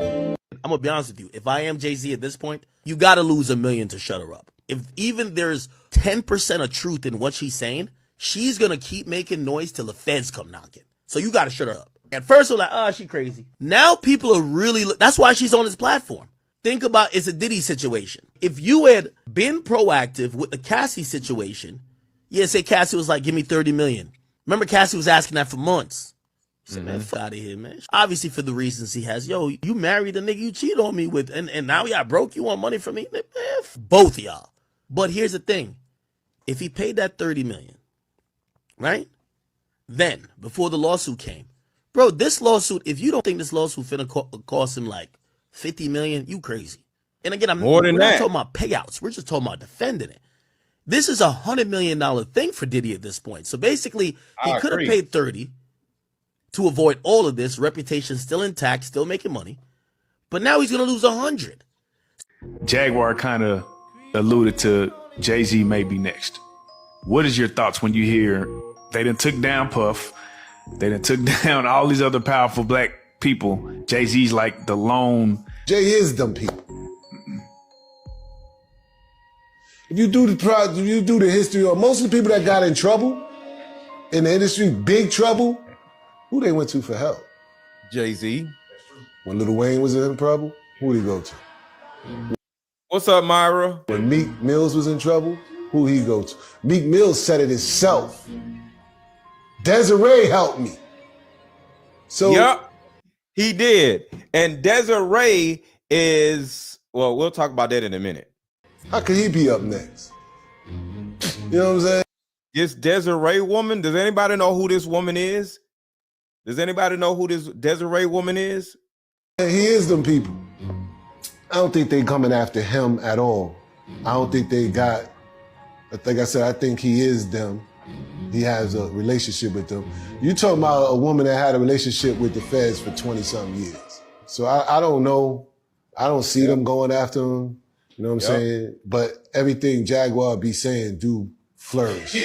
So I can't count her out. You know what I'm saying? This is the problem with Jay and Dame. Dame wants to take the money that they make and flip it so they can stay independent. You're only the boss if you put up your own money. Jay-Z wants to take, nah, they ain't spending my money. Let's get their money and let's do a deal with them and you know, let's keep their money. I pretty much try to work with brands if there's some sort of partnership there. Well, that's the difference between the two. Dame don't want to with these people. You know what I'm saying? He want to be able to do it when he want to do it, when he want to do it. He don't want to have to ask them for nothing. Right. He learned that from dealing with the Weinsteins, Lionsgate. They got control over the stuff because they gave him a check.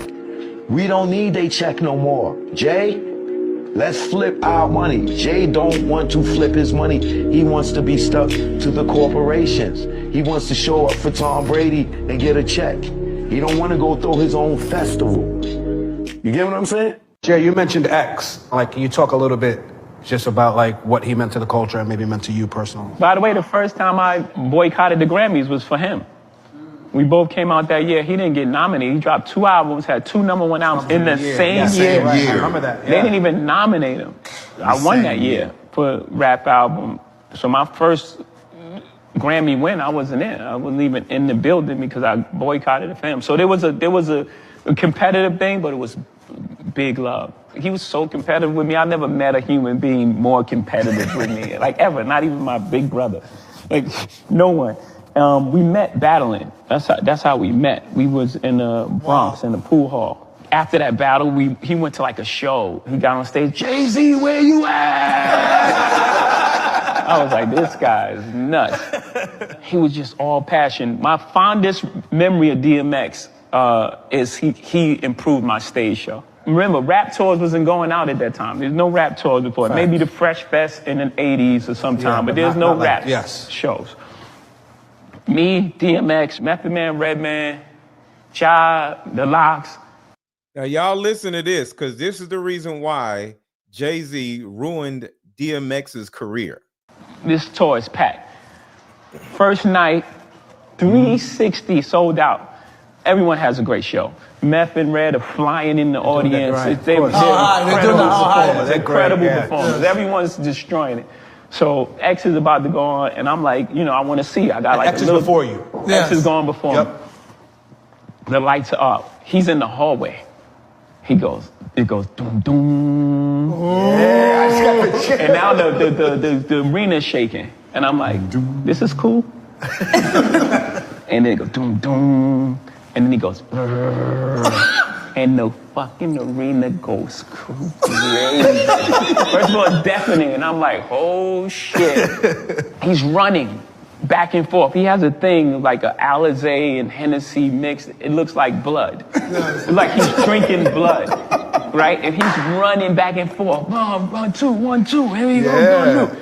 And going halfway through the show, then he takes his shirt off. The girls are screaming, And the dog chain. Yeah, the dog chain is dripping and he's going nuts, right? And I'm like, shit.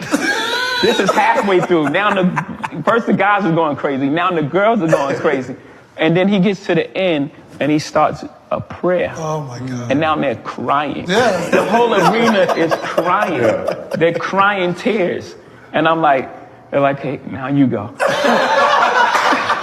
And I had Hard Knock Life on, so it was like, it's a hard knock life. Put your hands up, people. Everybody finished the show that night. Everybody's happy, by the way. And I was like, we got 56 dates of this shit? And I was like, but I had to figure, I'm like, okay, I have to figure out my space in this. Yes. You know, I have to figure out where do I exist? And I was like, in my opinion, in my mind, this is what I believe. I was like, he can't rap better than me. So on that tour was the most acapellas ever. Everything was, cut the music off. I'm the Duke. I think it's a conspiracy against me, you know, because in the absence of the truth, bullshit will prevail. So as long as nobody out there spitting real, you know, you can come out with anything and it'll sell, you know what I'm saying? But once you put the truth out there, it's like people have something to compare everything else to. So, you know, you got a lot of people who are not really happy about the fact that, you know, my album is about to drop. You know, they're not really happy about, you know, Lord, give me a sign. And, you know, we in here and, you know, things of that nature. But you know what? Fuck them. If you want to rap,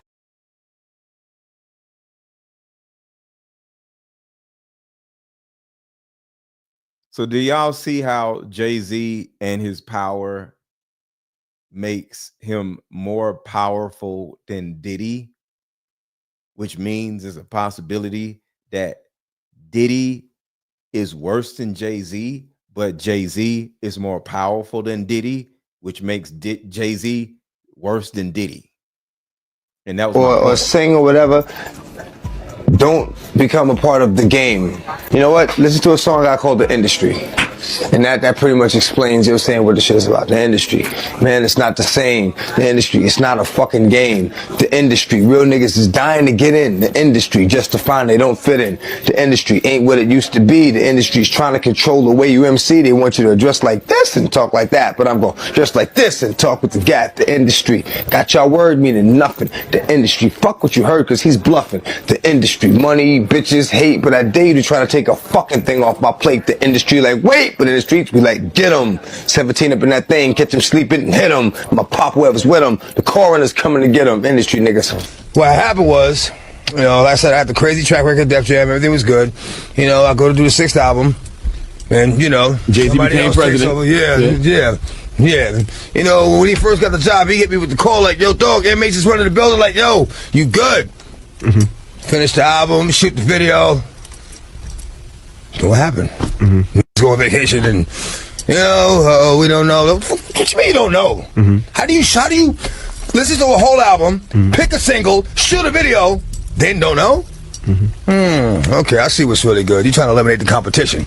You know, because at first you retire, you know, then get me off the label, now you're back rapping again. Okay. What DMX said about Jay-Z trying to eliminate him as competition does make a lot of sense. I'm sure many of you remember the epic rap battle between DMX and Jay-Z way before DMX signed to Def Jam. A lot of people allegedly say that it was a close tie between the both of them during this rap battle, but most Rewind what exactly? October 3074. Rewind what part? people did say that DMX literally annihilated Jay-Z. So while DMX was saying that Jay-Z was just basically trying to eliminate him as competition, it does make a lot of sense because Jay-Z knew how lyrical DMX actually was. So let me know what you guys think on everything. A whole album, pick a single, shoot a video, then don't know? Okay, I see what's really good. You're trying to eliminate the competition. You know, because at first you retire, you know, then get me off the label, now you're back rapping again. Okay. What DMX With that being said, record label makes a lot of sense. I'm sure many of you remember the epic rap battle between DMX and Jay-Z way before DMX signed to Def Jam. A lot of people allegedly say that it was a close tie between the both of them during this rap battle, but most people did say that DMX literally annihilated Jay-Z. So while DMX was saying that Jay-Z was just basically trying to eliminate him as competition, it does make a lot of sense because Jay-Z knew how lyrical DMX actually was. So let me know what you guys think on everything that DMX said about the music industry and Jay-Z and What's up, Tanya G? in the comments. Now, you got issues with the industry. What's going down with the industry, dog? The industry is full of a bunch of bending over the desk straight up like that. Whoever don't like it, bring it. Bring it. I don't give a bring it. They got this new breed of rapper that's paying DJs to play their shit. Right. You know what I'm saying? The record label executive, and there's too much of that going on. Right. You know what I'm saying? Let me be me, the artist that I am, and just play my motherfucking music. You know what I mean? Exactly. Now they want you all up under this, you know, sitting at going to dinner with them and shit like that, and you know, all that favor for a favor shit. I don't get down like that. Look, I give you the music, you give my money. That's it. I'm saying, Sean Carter, you're a piece of shit. Taking Pimp C wasn't bad enough. You just want to go down there and you want to just. And I'm sorry it's so low. I couldn't do anything about it. It's super low. Remove all of the balls from every real gangster in Houston. So right here, even though it's really low, I'm gonna back it up a little bit. Pause. She's talking about Pimp C and Slim Thug in Houston, because they used to run through Beyonce before Jay-Z got to him, and Jay-Z didn't like that. The record label executive, and there's too much of that going on. Right. You know what I'm saying? Let me be me, the artist that I am, and just play my motherfucking music. You know what I mean? Exactly. Now they want you all up under this, you know, sitting at going to dinner with them and shit like that, and you know, all that favor for a favor shit. I don't get down like that. Look, I give you the music, you give my money. That's it. I'm saying, Sean Carter, you're a piece of shit. Taking Pimp C wasn't bad enough. Turn up a little bit. Go down there and you want to just remove all of the balls from every real gangster in Houston. Why did that house burn up? So with that being said, let's go back. You had mentioned Pimp C earlier. With that being said, did Pimp C really have a tape of somebody in the industry that would break the internet? Beyonce. Pimp C and Beyonce. Marvin said it. Tell him who it is. Hey, man, tell him who it is. We still trying to find out who was in this Pimp C. See, Pimp C rapped about how he used to, this was before it was a thing to do. Pimp C used to rap about how he would film all the chicks that he would be smashing. And one of the chicks that he was smashing was Beyonce. We really need to dig in on how anyone who tries to spill the tea on Jay-Z ends up silenced or labeled as crazy. Look at the late great DMX. He supposedly accused Jay of being in cahoots with shady industry bigwigs. And then there's Pimp C, who also met a sketchy end after beefing with Jay. But wait, there's more. Rumor has it that Pimp C had a thing with Beyonce, which supposedly didn't sit well with Jay at all. But what exactly did DMX and Pimp C see that made them realize what the industry's really about? It's some heavy stuff, guys, so let's dive right in. A lot of the love I had for wanting to be a part of the industry is not there anymore. I don't even associate myself with the industry. You know what I'm saying? I'm not an industry artist. I'm an artist in the industry. You know? And you've always stood alone, and you know, bloodline. You're not gonna see me at every party, every industry party, all the clubs. I go somewhere quiet, man, shoot pool with me and my mans and them. You know what I'm saying? So let's first get into the DMX and Jay-Z drama. Even though Jay-Z publicly showed respect when DMX passed, there's this feeling that DMX never really trusted him. People even say that Jay messed with DMX's 6th album because he was scared of the competition. Jay-Z has never admitted to doing that, and after DMX died, he went on LeBron James' show and claimed that despite their rivalry, it was all love between them. So my first Grammy win, I wasn't in. I wasn't even. You don't know. How do you don't know? How do you listen to a whole album, pick a, you know, I go to from 1998 to 2003. But when Jay took over, DMX claimed he tried to sabotage the release of his 6th album, Year of the Dog, again. We've been truthful because we want to know. We haven't heard from X in a long time. Y'all know the story already, you know what I'm saying? Used to be my dog, you was in my left titty, you know, screenwriter die, I thought you would die with me, you know. What happened was, you know, like I said, I had the crazy track record, Def Jam, everything was good. You know, I go to do the 6th album, and, you know, Jay-Z became president. Yeah. You know, when he first, how do you listen to a whole album, pick a single, shoot a video, they don't know? Okay, I see what's really good. You're trying to eliminate the competition. You know? According to DMX, all this drama started because Jay-Z changed his mind about retiring from rap and wanted to eliminate any competition in his way. You know, screenwriter die. I thought you would die with me. You know, what happened was to not talk about before the thing. You don't know. How do you? You don't know. But that's what these labels do. You feel me? They kick that out. They push that. You're the biggest slave. Like NBA is like one of the biggest slaves in the game. He's one of the biggest slaves to them. So they're gonna go crazy for boy. You feel me? They're gonna make sure all the shit y'all see on YouTube is fake views. All the is fake. Everything that y'all see on my dead grandmother is fake. It's for 1 million views. It's $4,000 cash on game on my dead grandmother. That's what these labels do. You feel me? They kick that out. They push that. They helps it too because they pay like the radio $2,000 every station. Every people they pay like $2,000 a pop to get the playing on things. So everything y'all listening to is just all altered. Altered means fake, that this was paid for so y'all minds can listen to this. I'm a real so they can't get me with that. You feel me? I don't listen to. They canceled me for talking about Harvey Weinstein before the thing came out, but he offered to suck my penis in front of all my people at my agents. What am I supposed to do? He did all of that. I'm thinking I'm the only black person on the script. I get there, it's 3 other black guys on there. Woo. Huh. So you wonder what they did to get it? I told him no. What y'all do?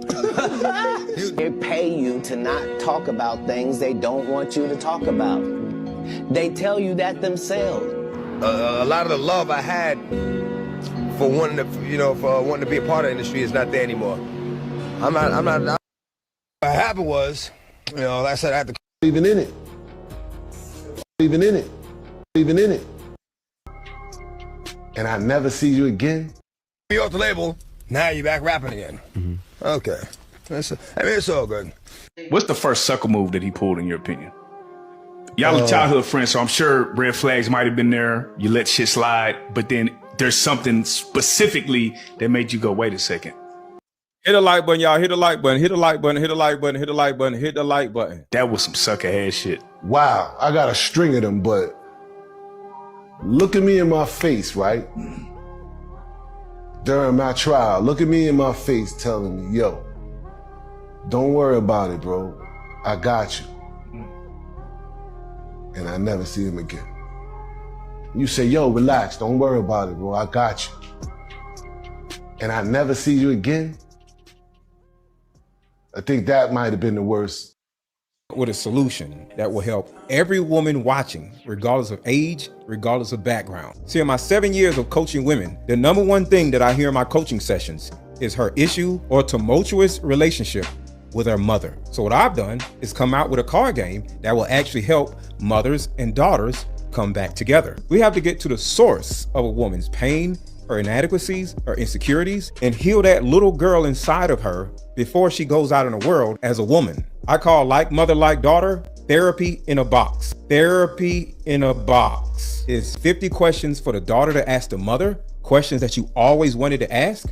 And it's also 50 questions for the mother to ask the daughter. But when you're able to ask the questions that you always wanted to ask to your mother, without her getting upset, without her pulling rank on you, the lines of communication are now open. When women are finally able to forgive their mother, relationships outside of the household would then blossom. Because for most women, there's a hurt little girl inside of her that never had an opportunity to be seen or heard. But all that stops when you buy my new Like Mother, Like Daughter card game. Order it now. The link is under this video. Click the link and let's start healing.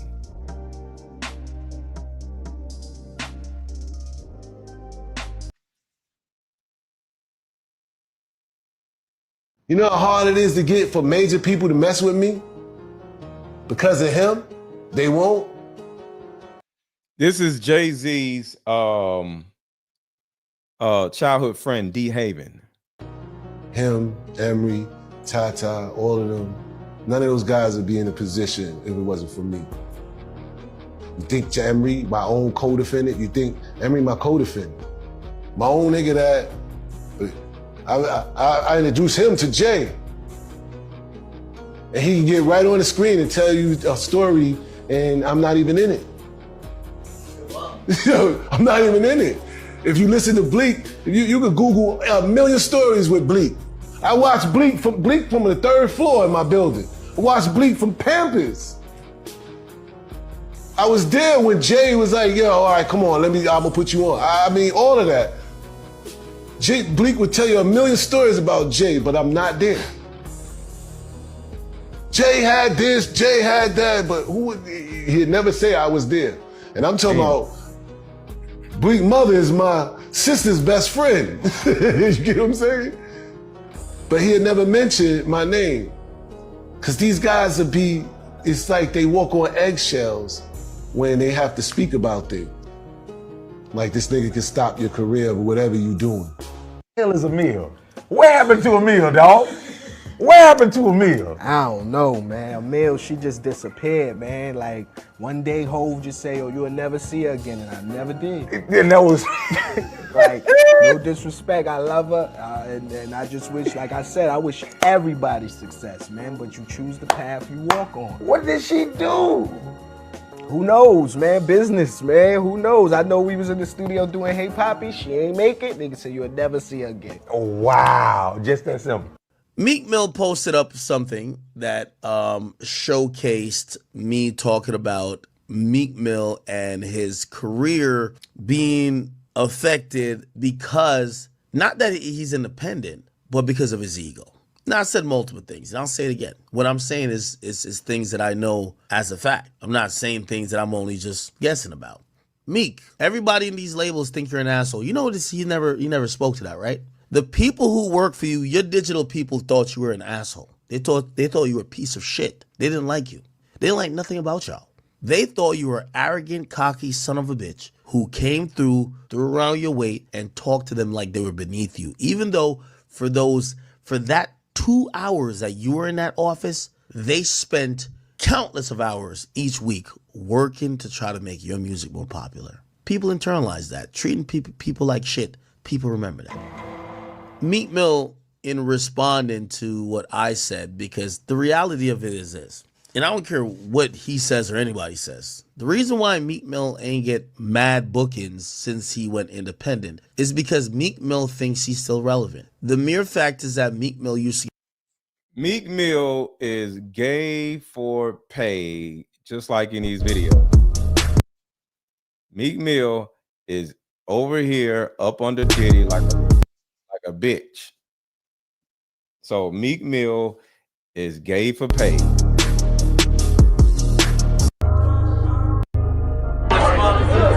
Meek Mill all up under Diddy like a damn chick.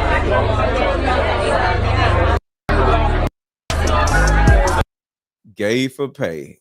This man will sell ass to stay relevant. You ain't never seen me up under no motherfucker because I don't give a damn. You know what? I'm looking for the video part where Diddy, oh, here it is. Look at how Diddy is all up under this man's neck. Look at it. If that ain't gay, I don't know what is. This is gay. Ain't no man finna be this close to my goddamn neck. This is super gay. Look at this shit. This is super gay. Why is Diddy all behind Meek Mill like this? And why is Meek Mill leaning back and is totally okay with Diddy kissing him on his neck? Or I don't know what he's doing back there, but why is he back there? And why is French Montana laughing at Diddy being back there? So I don't care what anybody says. In my opinion, Meek Mill is gay for pay. Look at this. Gay.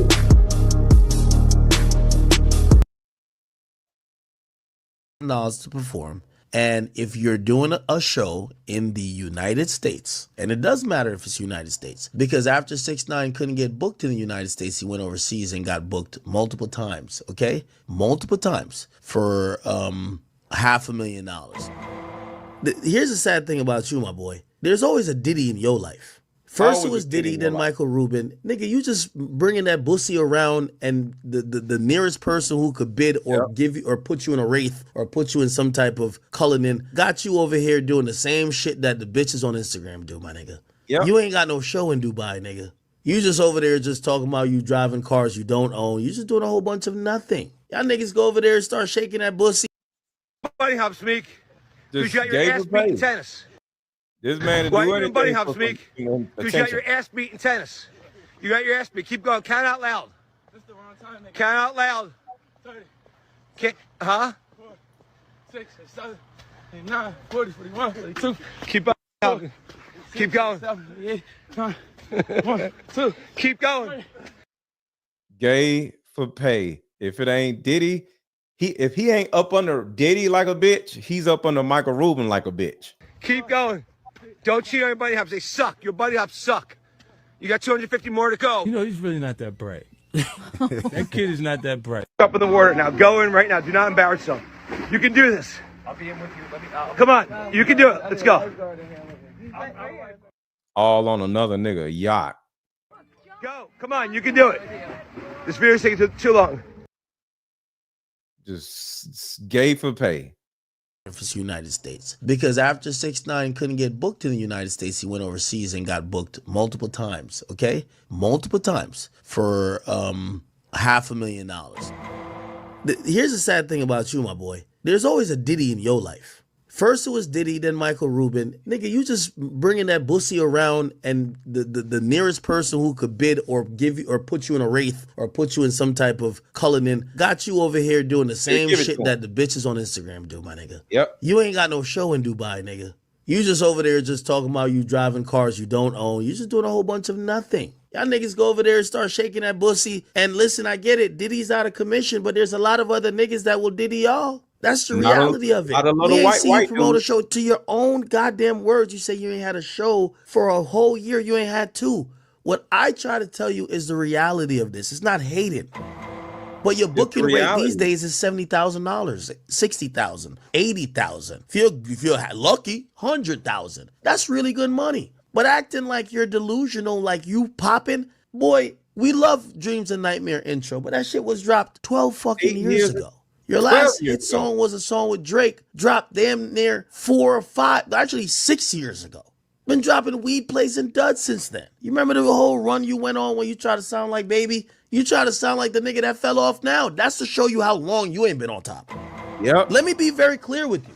Youngboy has a has an arena tour offer for when he gets off house arrest. It's $500,000 a show, and Youngboy's hot as fish grease. You're not.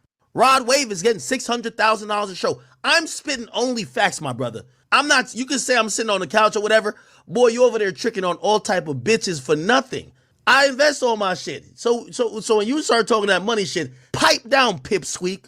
All of y'all lame ass niggas who used to diss streamers, y'all suck their cock. Y'all all two-hand throat Kai, Speed, Aiden. We don't want to hear nothing. You can't talk about stream no more. You're a little nigga. I talk to you like this because I been knew it was coming. Don't talk about whether I sit in this house, you in Dubai getting pimped out and that pussy is getting ran through.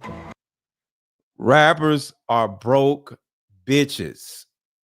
I'm in my mansion. I don't gotta leave, and I'm running it up. You in hotels moving like a hoe with a wet ass. I don't gotta do that. You dropped damn near 4 or 5, actually 6 years ago. Been dropping Weed Plays and Duds since then. You remember the whole run you went on when you try to sound like Baby? You try to sound like the nigga that fell off now. That's to show you how long you ain't been on top. Let me be very clear with you. Youngboy has a has an arena tour offer for when he gets off house arrest. It's $500,000 a show, and Youngboy's hot as fish grease. You're not. Rod Wave is getting $600,000 a show. I'm spitting only facts, my brother. I'm not, you can say I'm sitting on the couch or whatever. Boy, you over there tricking on all type of bitches for nothing. See, what he's saying, sitting on the couch, is kind of like with me. Like, I don't really have to just go out here and be all over the place in order to make money. I could just sit here on my ass in one of my 6 bedrooms and then just enjoy my life, right? What he's saying is the optics may look like Meek Mill is hotter than an Academics, as an example, because Academics just be sitting in his basement just live streaming all day and night, right?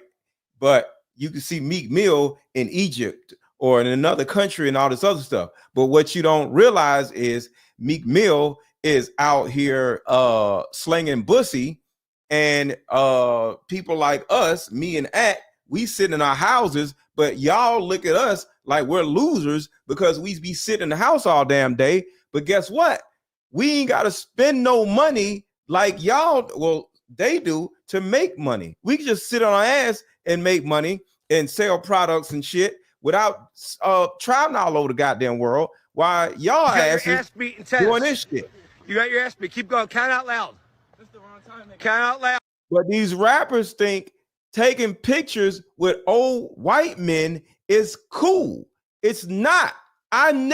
You're never gonna see me out with some white dudes jumping up and down because I lost a goddamn tennis match. I don't want to play tennis with no old white man. I don't give a damn how much money he goddamn has. But they take these little pictures and shit with rappers and white people and you know, with white outfits on and white parties and shit, and it makes them feel good about themselves. But in the background, you're selling ass while streamers are sitting on their asses.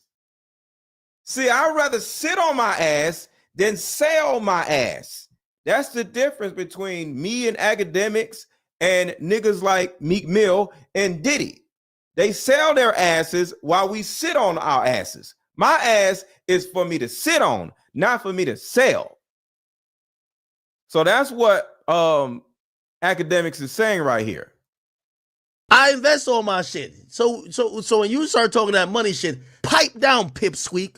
All of y'all lame ass niggas who used to diss streamers, y'all suck their cock. Y'all all two-hand throat Kai, Speed, Aiden. We don't want to hear nothing. You can't talk about stream no more. You're a little nigga. I talk to you like this because I been knew it was coming. Don't talk about whether I sit in this house, you in Dubai getting pimped out and that pussy is getting ran through. Right. I'm in my mansion. I don't gotta leave and I'm running it up. You in hotels moving like a hoe with a wet ass. I don't like gay for pay ass niggas. Gotta do that. You do the math on that, little nigga. Boy, you a peon rapper. Like, don't talk like you Drake. You not like 400 up. Stop it, nigga. Stop it. You're up a couple tens of M's. Surprise me too. The fuck, nigga? You do one arena concert a year. Hey, we're at Wells Fargo. Me and friends. Nigga, you gotta say friends, cause we're hoping Uzi pulls up. You went to the garden one time. We like, oh, you better bring out Hey Boogie. Nigga, you're not that. I talk facts. Boy, you going overseas, you better hope your passport good, because you ain't getting no $500,000 in the United States of America. You're on 6ix9ine level, and that's my man's. He don't get $500,000 no more in the United States, and neither do you. So start telling me when I'm making shit up. Or let's put the money up. Book the tour. Boy, you can't book a tour because they will laugh you out the building. Ain't you on Jay-Z's cock too? He got to connect with Live Nation. Ask them to book you for $500,000 a show in the United States. You headlining. You don't even gotta headline a damn tour. Just get $500,000, nigga. That's why when you try to talk that big shit, we laughing at you. Boy, we know how booking works. It's holiday season. All the prices are up. Everybody get their biggest price. Maybe there's some weird ass sheik that wants you to come perform Dreams and Nightmare intro that probably gave you $250 or $300K. What I'm saying, you go sell out Garden. You can't do the Garden, little nigga. You never did it. You never did it. You know how many failed tours you tried? You tried one with Yo Gotti, failed. I could pull it up. You've tried mad tours. You were never a touring artist. You're just a nigga who's been pimping out the pussy all over. You don't got no type of touring career. You've never been a Rod Wave, nigga. Ever. Boy, it's the reason you lost some beef, but nigga said, is it a world tour or your girl tour? You wasn't co-headlining. It said featured. You see that SZA and Kendrick shit, it says SZA and Kendrick. So what is this nigga talking about? Like I'm just hating. Boy, you can fool a lot of people some of the time. You ain't gonna fool all the people all the time. You cold as fucking ice. I don't care what the Ozempic did to your body. You looking like an anorexic Ethiopian. I don't care. Pipe down, pipsqueak. You're not that. Pipe down.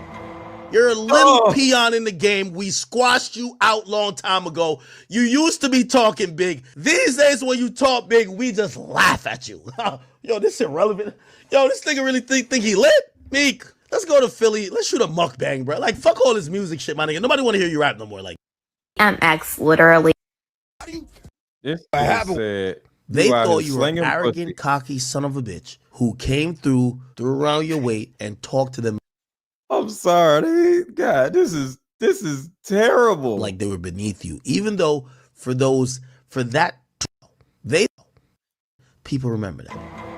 You're just doing a whole bunch of nothing. Y'all niggas go over there and start shaking that pussy. And listen, I get it. Diddy's out of commission, but there's a lot of other niggas that will Diddy y'all. That's the reality of it. We ain't see you promote a show. To your own goddamn words, you say you ain't had a show for a whole year. You ain't had two. What I try to... Because he ain't got to do no show because he run around just slinging pussy. Well, when you sling pussy, apparently you don't have to do no shows. You ain't got to rap no more. You can retire and just put your pussy up. Tell you is the reality of this. It's not hated.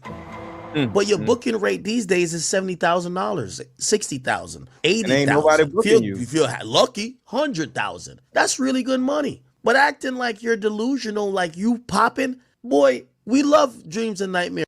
You just popping pussy. You ain't popping. Intro, but that shit was dropped 12 fucking years ago. Your last hit song was a song with Drake. Not a sex worker.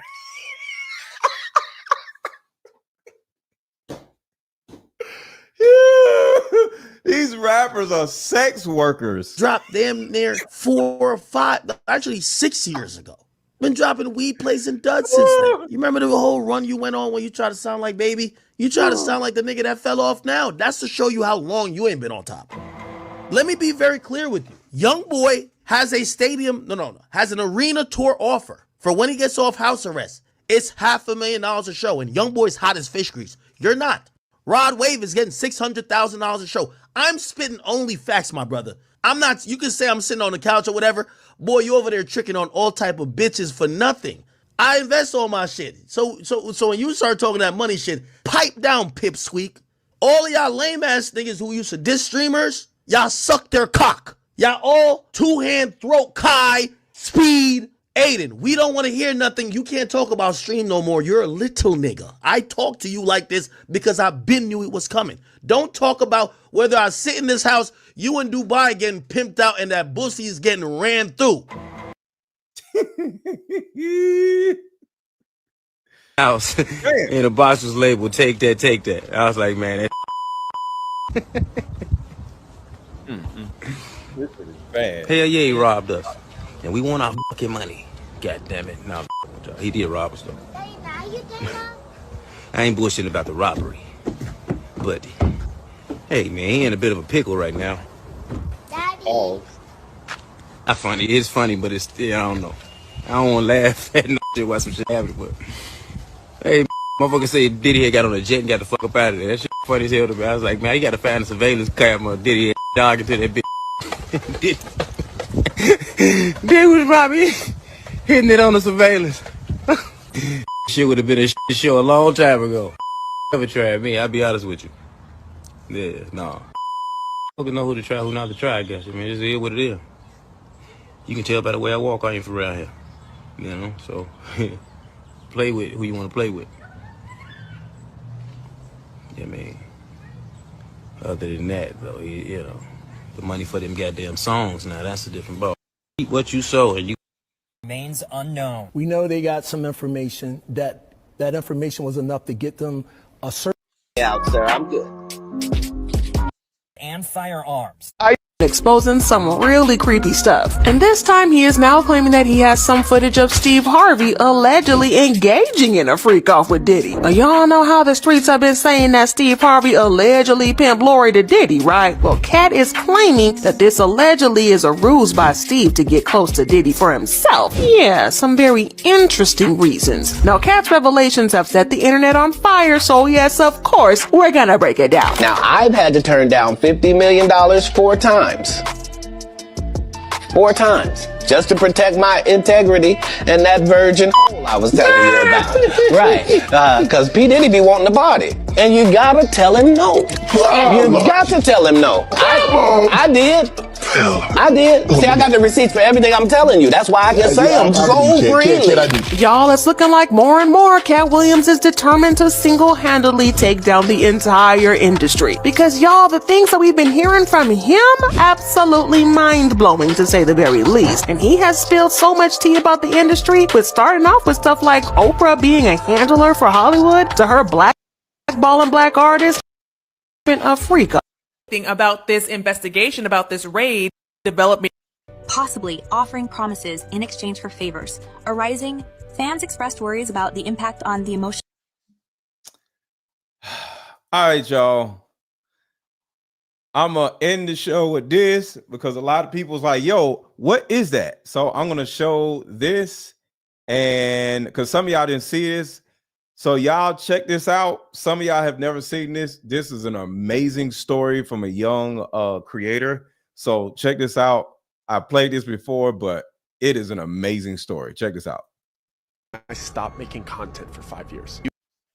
Turn it up a little bit. This story is Let's the reason go. I stopped making content for 5 years. You guys remember when all those Vine stars and skit Instagrammers moved to LA in like 2015-ish? So I wasn't a huge creator at the time, but I was there and around it all as all of that stuff was happening. I moved from Chicago to LA 3 weeks after high school with like $2,000 in my pocket that I saved up working at Steak and Shake with this other aspiring creator named David. I was much more into editing and being behind the camera at that time, and he was much more into Vine and vlogs and being on camera. And if you have enjoyed this live stream, make sure to contribute to the channel via Super Chat or Cash App. Cash App is scrolling across the bottom of the screen. $AARON 1000, and or buy one of my amazing card games if you are enjoying this stream.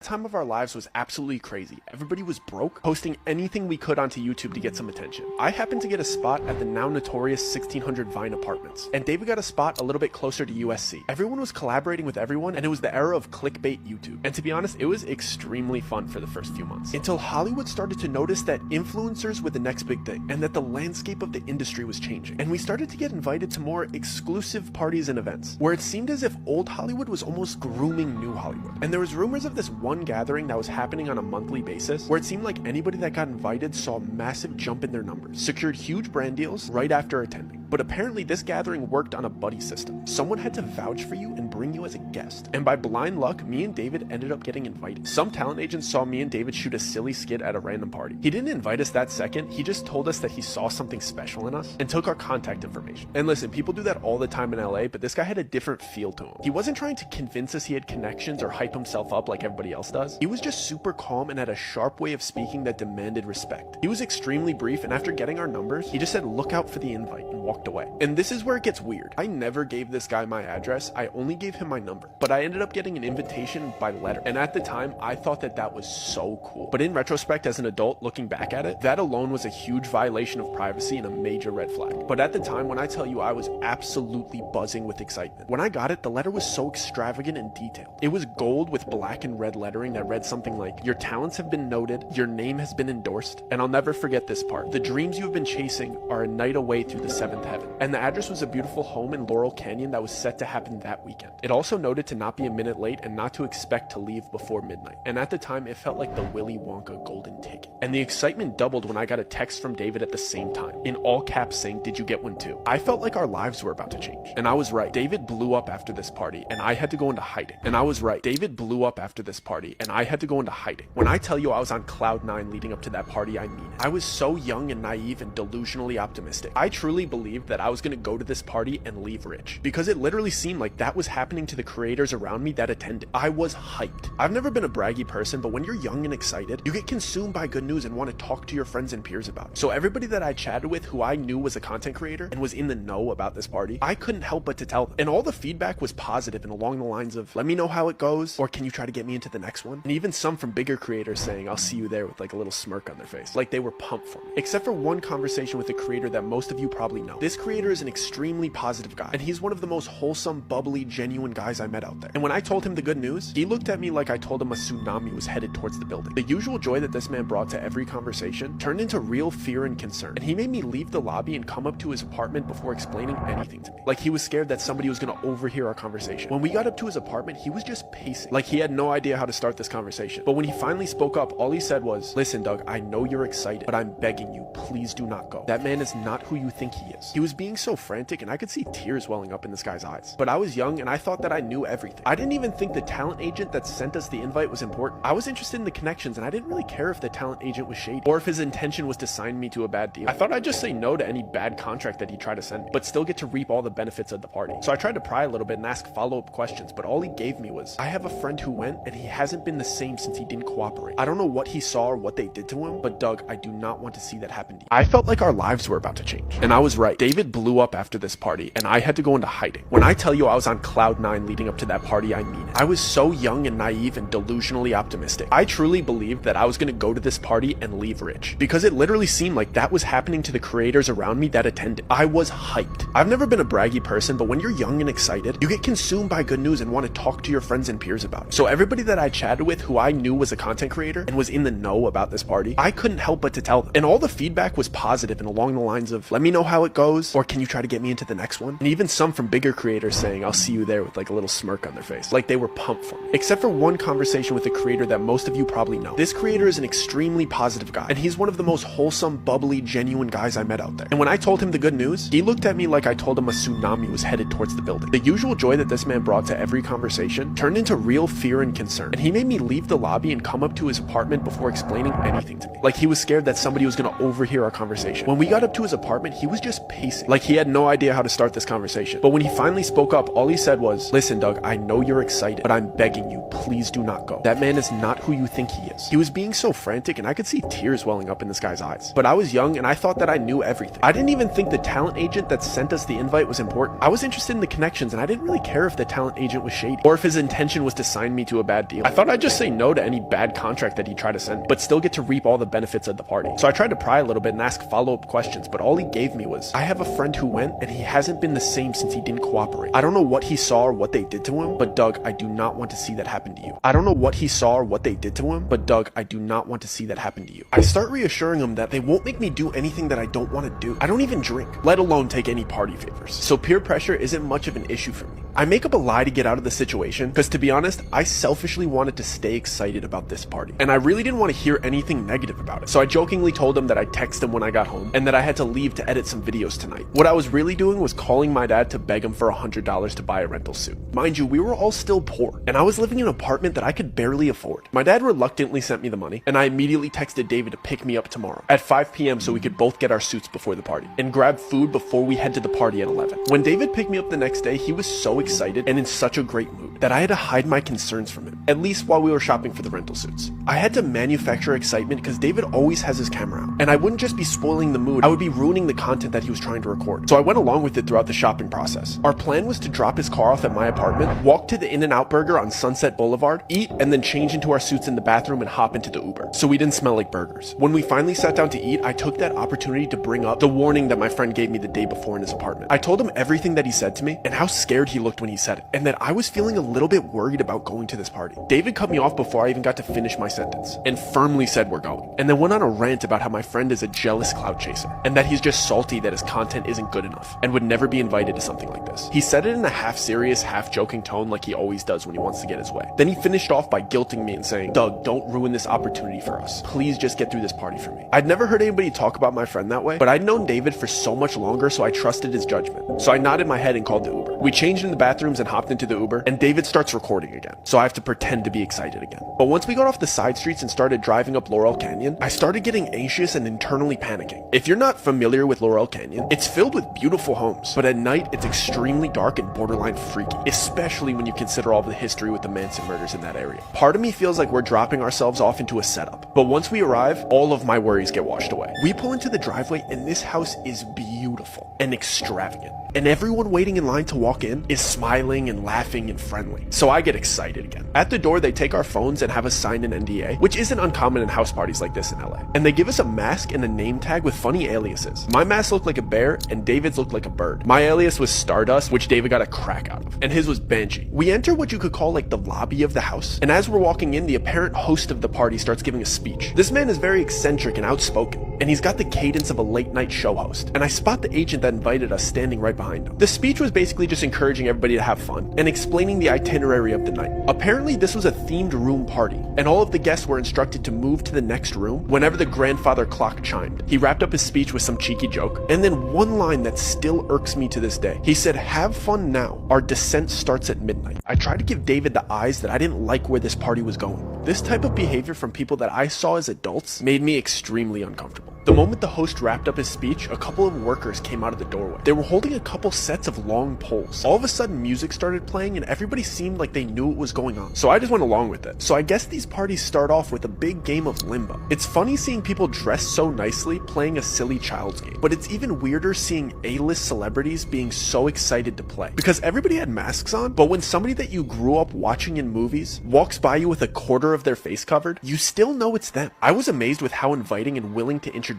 themselves these people were. I was expecting at least an undertone of uppityness in there, but it seemed like everybody was involving everybody in conversation, and they were frequently introducing themselves to me with their alias, of course. The only thing weird about it was something that I didn't notice until the third person did it. When they shook my hand, they pressed their thumb into the soft part between my thumb and my pointer finger, and I only recognized the pattern because the third guy gave me a big smile and said, "This must be your first time here." In retrospect, this should have alarmed me, but it seemed like they got friendlier when they realized that it was my first time here, so I didn't really think anything of it. But before I got to ask any follow-up questions about this odd handshake, the first grandfather clock chime went off, and everybody excitedly rushed into the second room. When I finally got in there, I was taken aback by the dramatic decor change. Everything in this room was different shades of blue. The music was romantic, and all the furniture was cabana beds and love seats. I stood there for a second trying to realize what was different, but I couldn't put my finger on it until some girl walked by and caressed my shoulder in a really flirty manner. The decor changed, but the way everybody was acting was drastically different. Before, everybody seemed to be outgoing and inviting and friendly, but the second they stepped foot into this room, they became touchy,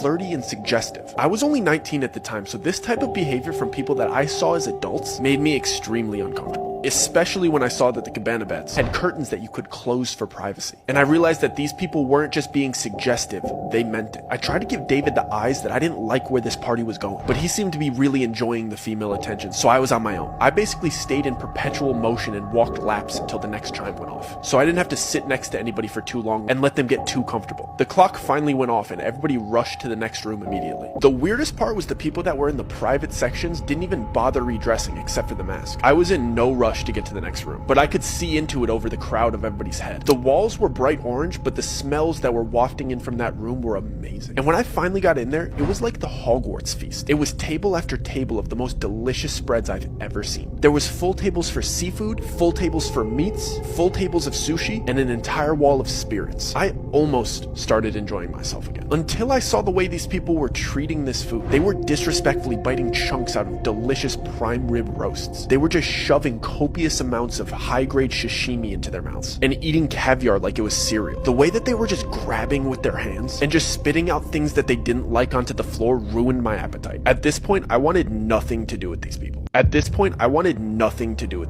So I went up to the only familiar face in the room. The agent that invited me was the only other person not eating. So I approached him and lifted up my mask, so he'd recognize me considering we'd only met one time. Before I even got out my greeting or got my mask halfway off my face, he abruptly pressed my mask back into place and sharply said, "Masks stay on till the 6th room." He did it in a way that seemed like I was embarrassing him for not knowing the rules. So to ease the tension, I jokingly replied, "So we're only halfway there, huh?" He didn't laugh or make eye contact. He just dismissively replied, "I encourage you to engage in the festivities. A slow drip is better than a flood." He started to walk towards the door as the clock chimed for the next room, like he knew it was about to go off. I didn't like that interaction at all. He's the one that invited me here, and he seemed to have no interest in talking to me. I just kept going over what he said the entire time while we were in the next room. This room was yellow and basically just a casino. I wanted to talk to David privately and let him know that I wanted to leave, but he seemed to just be caught up in the momentum of the party. Plus, there was a roulette table in the room, And David's freakishly good at roulette. So at this point, the winning streak that he's building is the center point of the party. I can't fully focus on what the agent said to me because I have to pretend to be excited about David's winning streak in a fake casino where you're not actually winning money. And like clockwork, the chime goes off. The entire party starts rushing to the next room again, and the vibe changes dramatically. I'm the last person to walk into the bright red room. This room didn't seem to have a specific activity like the others. It was just empty and bright red, and everybody was whispering to each other. For a split second, I thought it might be a big game of telephone or something silly like that. But as I started walking through and brushing shoulders with these people and hearing what they were saying to each other, I started questioning everything. The same people that I saw laughing and celebrating and eating together were whispering the most heinous, offensive comments directly to each other. I mean things that you wouldn't even say behind your friend's back, they were saying it to their face. I'm talking friendship-ending secrets and personal opinions about each other laced with envy and jealousy. I hurried to a quiet corner because I was sick of hearing everybody's dirty laundry after walking around for a minute and a half. And it all clicked. I knew exactly what this party was. I see the host ask the first person in line a question before having them repeat something that he said. When I tell you I am done with this party, I'm absolutely not doing that. All the dots start connecting in my head while everybody's being horrible to each other around me. I'm trying to recap the whole night and remember the order of each room to solidify my suspicions. But the chime for the next room goes off. This time, everybody gets eerily quiet and calm, like they got all of their venom out. The host of the party announces for all of the newcomers to come to the front. All of the attendees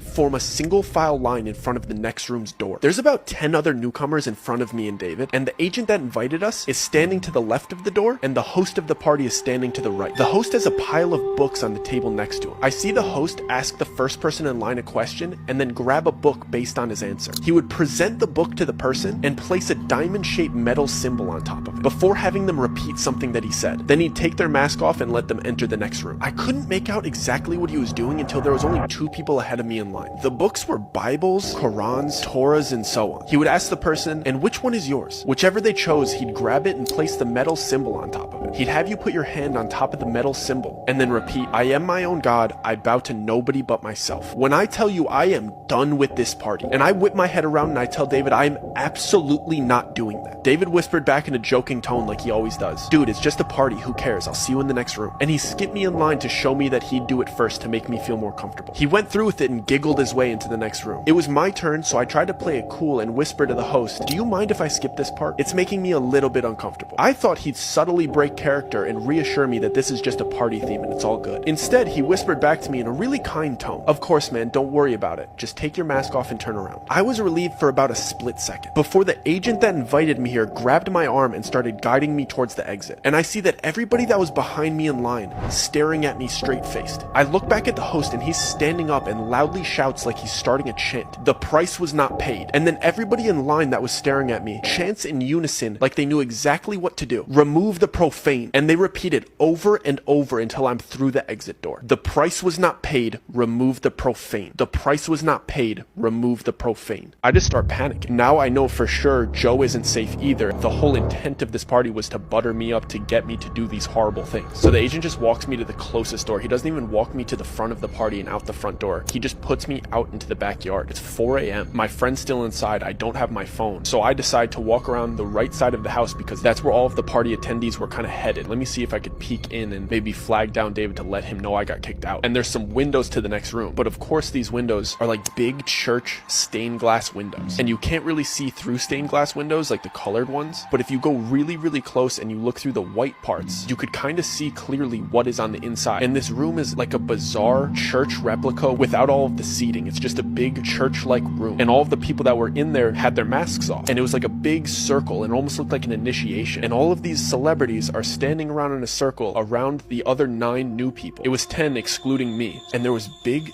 TV grade cameras recording, and it looked like the group of celebrities and everybody else that was there was kind of cheering them on. But then there was clearly people in there that were much more serious and kind of threatening, and the 10 new people were in the middle of this room being forced to do horrible things that I wish I could unsee. And the new people clearly didn't want to do these things. They were being forced to do these things. And they were clearly recording it. And I see my friend being forced to do these horrible things in front of these people and in front of these cameras. I just start panicking. I don't know what to do. So in my head, I'm like, I just need to get out of here. So I start speed walking to the front of the house, and I'm thinking I need to get out of this gate. There's only one street. We're on Laurel Canyon, so it's either I go left and start running towards Studio City, or I go right and start running towards West Hollywood. I'm not about to go knock on other people's doors. I'm just trying to get back to like civilization, and I'm trying to remember if we're closer to Studio City or if we're closer to West Hollywood. I don't even know. As I get to the front of the house, one of the employees is standing there, and he's standing in front of a car, and he has my phone. I'm not sure if he knows that I just saw everything, so I'm kind of standing there deer in headlights, but he just politely goes, here's your phone and here's your ride. Don't worry, the driver will take you home. So I take my phone and I sit in the car, and I'm trying to gauge to see if this driver has any malicious intent, but he doesn't seem to. And within the first 3 minutes, I know that they don't think I saw anything. They were just getting my stuff prepared and my car prepared to take me home, because they're under the impression that I didn't see anything too bad, and I got kicked out before any horrible things started happening to people inside of this party. So I get in the car and I'm checking my phone. My phone was fully charged when I got here, so I don't know what they did, but my phone won't turn on. I have to sit through this 30-minute car ride. One of my best friends is back at this party getting mistreated and recorded doing horrible things, and I can't tell anybody. So I get through this 30-minute horrible, suspense-filled car ride, thinking about all of the people that were so nice to me inside of this party, and the whole intent of this party was to butter me up to get me to do these horrible things. And when I finally get back to my apartment, I run upstairs, I plug my phone into the charger, and the first texts that come through are from my friend Joe. And I completely forgot that my friend Joe was coming to visit me. He was coming on a little mini vacation, and I was going to play tour guide and show him around the city. So now I'm thinking I only have like 4.5 hours to sleep before I have to go pick up my friend from the airport, and I still don't know if my other friend is okay. So I'm blowing up David's phone because he's still at this party, but I set a timer so I get to the airport to pick up my other friend. So I barely get any sleep. I drive to LAX to go pick up Joe, and I drive him back to my apartment, and when I'm coming back into my apartment, David's in the lobby, and he's talking to some other big creators, like bouncing video ideas. It's like 9:30, 10 a.m. at this point, so everybody's just kind of having coffee by the cafe and chatting. I tell Joe to go upstairs to my apartment and drop off his luggage, and I go ask David if I could talk to him really quick. I'm clearly very distressed, and he's being very jokey with me, and he doesn't seem like anything bad happened, and he's just kind of making fun of me for getting kicked out of the party. I'm just letting him talk for a little bit, and I finally tell him I was looking in through the next window. I saw what they made him do, and I was just asking him if he's okay. And the second I said that, he immediately switched on me, and he started damn near cussing me out and saying friendship-ending things,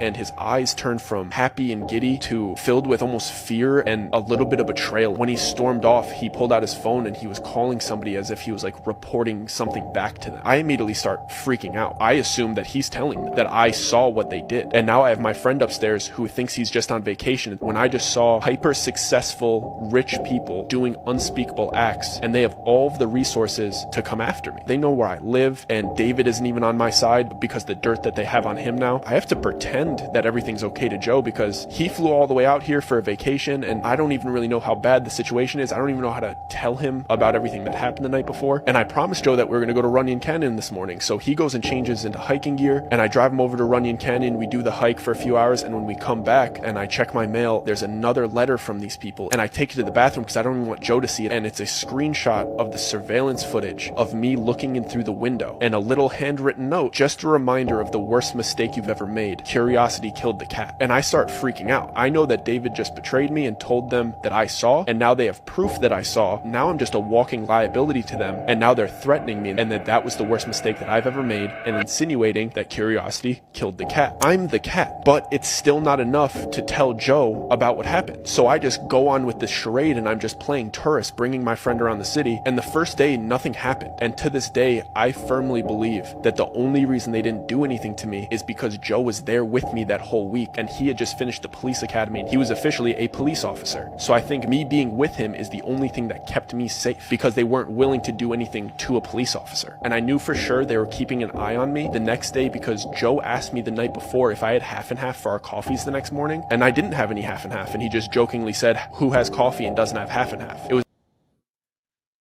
Hold on 1 second. D. Coleman says, Mr. Lego, I'm trying to order the Deeper Discussions card game for my daughter at the price on your page is different than the website. The price for my Deeper Discussions card game is $35. Is it showing something different?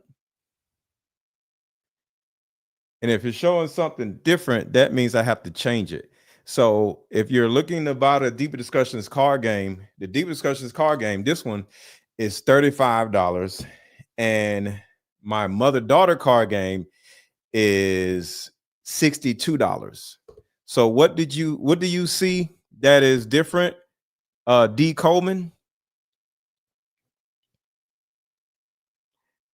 Sorry for interrupting the show, but somebody wants to buy a product. I want to make sure that they are good. So D. Coleman, you there?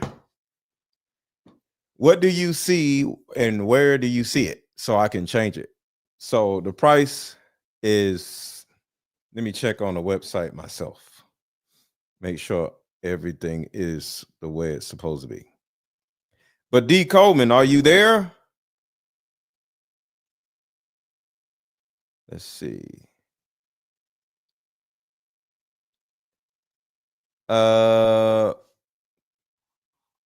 Okay, so I don't know what D. Coleman went, but make sure to buy my card game. Use the link under the video or in the chat, and the link is $35 for this, $62 for that. When I hit the link, it says 28, but the site says 35. Oh, it's 35. So I need to fix the 28. So the link is $35, not $28. Apparently, I don't know where the $28 came from. So my fault, but it's 35. So yeah, I'll fix it in a minute whenever I can fix it. It's showing 28. Well, it's 35. It's 35. My fault for it being 28. It's 35. I don't know why it's saying 28. All right, so let's go back to the video. A conversation in passing, it was a joke, and the next morning we woke up and there was a full half and half in my fridge. And the only reason I noticed that is because Joe said, thanks for running out early and grabbing half and half. You didn't have to do that. I was kidding. I didn't go and grab that half and half. I knew that somebody was not only listening, but entered my apartment that night while we were sleeping. And then they started to do these things that only I would notice. Things that if you told anybody, they would look at you like you were crazy. Each night that we came home and we were just winding down and watching TV, I would go to turn my TV on and the remote control wouldn't work. And I would check the batteries, and the batteries would be switched from positive to negative and negative to positive, like they came into my house and just flipped my batteries. I know that my remote control worked the day before, and they just needed me to know that they were in my house and flipped my batteries, just to let me know that they were invading my privacy on a daily basis. And then it started escalating to when I would take Joe to lunch, or we would pop to the grocery store, or we would go to the movies, and we would come back to the car and my left blinker would be on. They would just open my car and put it down, and every time we would come back to the car, my left turning signal would be on. It happened like 6 times. How can I tell anybody that somebody broke into my car and turned my left signal down? It's something that only I would notice. And I can't tell Joe because I'm not trying to scare him, and it's also something that I don't even think he would take seriously. He would probably say, you probably hit it down when you were stepping out of the car. And then things started to pick up. They started to do very specific things to me that weren't just by chance. We came home one day and I locked the door behind me like I was doing every time because I was super paranoid. My apartment door lock just locked swiftly. My apartment door lock doesn't lock swiftly. I would have to like press into it and jiggle it and force it to lock. And it's been like that since I moved in. And it had this sharp little nub on the front that I would feel with my thumb every single day. And one of the days we came home and it just smoothly locked and the nub wasn't there. So they were letting me know that I can't even lock them out. But how do I tell anybody that they're doing this to me? Because they would just say the apartment was probably aware of it and changed it. And I still wasn't able to tell Joe because I would think that he would come to the same conclusion. But then the next day we go to the car to go to breakfast and we get into my old car that I've had for 5 or 6 years at the time, and I grab my gear shifter and I go to pull it into reverse and it smoothly goes from park to reverse. And my gear shifter doesn't smoothly go from park to reverse. You have to wiggle it in a certain way. You have to press the button with your thumb in a certain way to get it into reverse. I only know this because I drove this car every single day for 5 years, and this gear shifter is pretty much broken. It's an old car. And that morning I got into my car and it smoothly went from park to reverse, and the wooden finish on the gear shifter was different. Mine had scratches on it and this one was brand new. So they were telling me not only are they able to just break into my car and turn the left signal down, they're also willing to manipulate manipulate my car. Now I know for sure Joe isn't safe either, and me not telling him these things puts him into danger because I'm driving him around in this car. And if they could change my gear shifter, why wouldn't they be able to cut my brakes? So I basically just break down and I have to tell Joe everything from start to finish about this weird party with this weird agent and the little things that I've been noticing all week, and that this was the last straw. And Joe believed me because we used to drive around in my car together all of the time, and sometimes he would drive my car. And he made me promise that I did not get that fixed. The gear shifter was still broken yesterday and it's fixed today, and I didn't do that. So that won him over, and he basically said, we need to get out of here. It shook him too. He didn't like the idea of these people in the house. When I told him I didn't get the half and half, when I told him all of these things that were adding up over the last couple days, it freaked him out. He's like, bro, we got to go back to your apartment. We got to get your stuff. We got to get you out of here. Then my entire world is shattering. I moved out here and all of these things were going great for me, and I had a place and I had friends, and I didn't want to leave. Maybe the stuff will die out. I'll be able to work with other people. It's going to be okay. I don't want to just leave my apartment, leave all my stuff. But Joe insisted that we went back to my apartment to grab his stuff and mine and then go stay at a motel before he leaves the next day. And when we got to my apartment, David was in the lobby with other creators by the cafe again, and I went up to him. I didn't really have any idea about what I was going to say to him. All he did was hand me a coffee, ignore everything that I said, and walk away. But then when I looked at the coffee, it had a little napkin wrapped around it. I saw that something was written in Sharpie on the napkin. It said, I'm so sorry. You have to leave tomorrow with him. Otherwise, it's me and you. And I went upstairs and I packed a couple backpacks and I left LA the next morning with my friend, and I never went back.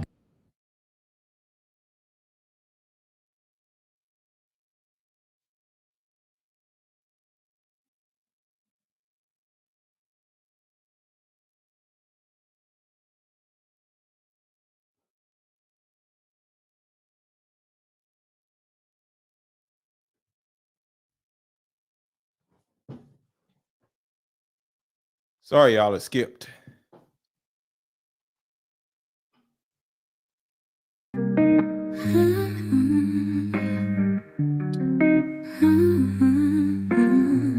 Mama, sit down, let's play this game. In these cards we heal our pain. Face to face we both explain. Maybe find our bond again. Years of anger lose their sting. We both said some hurtful things. Let these questions heal broken strings. Let this game and fractured wings. Like mother, like daughter, we are the same. You'll see when we play this game. My inner child just wants to be seen. I forgive you, do you forgive me? The hurt, the neglect and disrespect, wounds can be healed in these two decks. Even though our past attempts have stalled, Mama, please just don't withdraw. Like mother, like daughter, we are the same. You'll see when we play this game. My inner child just wants to be seen. I forgive you, do you forgive me?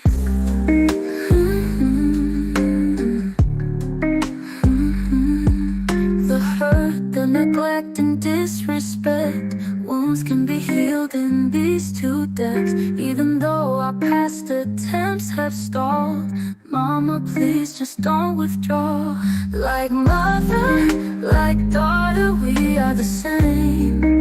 You'll see when we play this game. My inner child just wants to be seen. I forgive you, do you forgive me? The wants to see it. Even though our past attempts have stalled, Mama, please just don't withdraw. All right, y'all. I am out of here. Hopefully, y'all like my song. Thank y'all for being here. I am out. Make sure to contribute to the channel if you enjoyed the show. Make sure to hit the like button if you have not already. My card game, there was some apparently under the video it says $28, but the card game is $35 and not $28. And this card game is on sale for $62, but its regular price $199, and the price is going to go up in the near future. So make sure to get your mother-daughter card game. And who sings that song? That's actually an AI song. So I wrote the lyrics and I plugged it into an AI engine, and the female singing is actually an AI singer. So it's not an actual person that I know of. This is a person. So it's just a AI song. So yeah. But I will talk to y'all later, and make sure to hit the like button if you have not already. And I will talk to y'all later.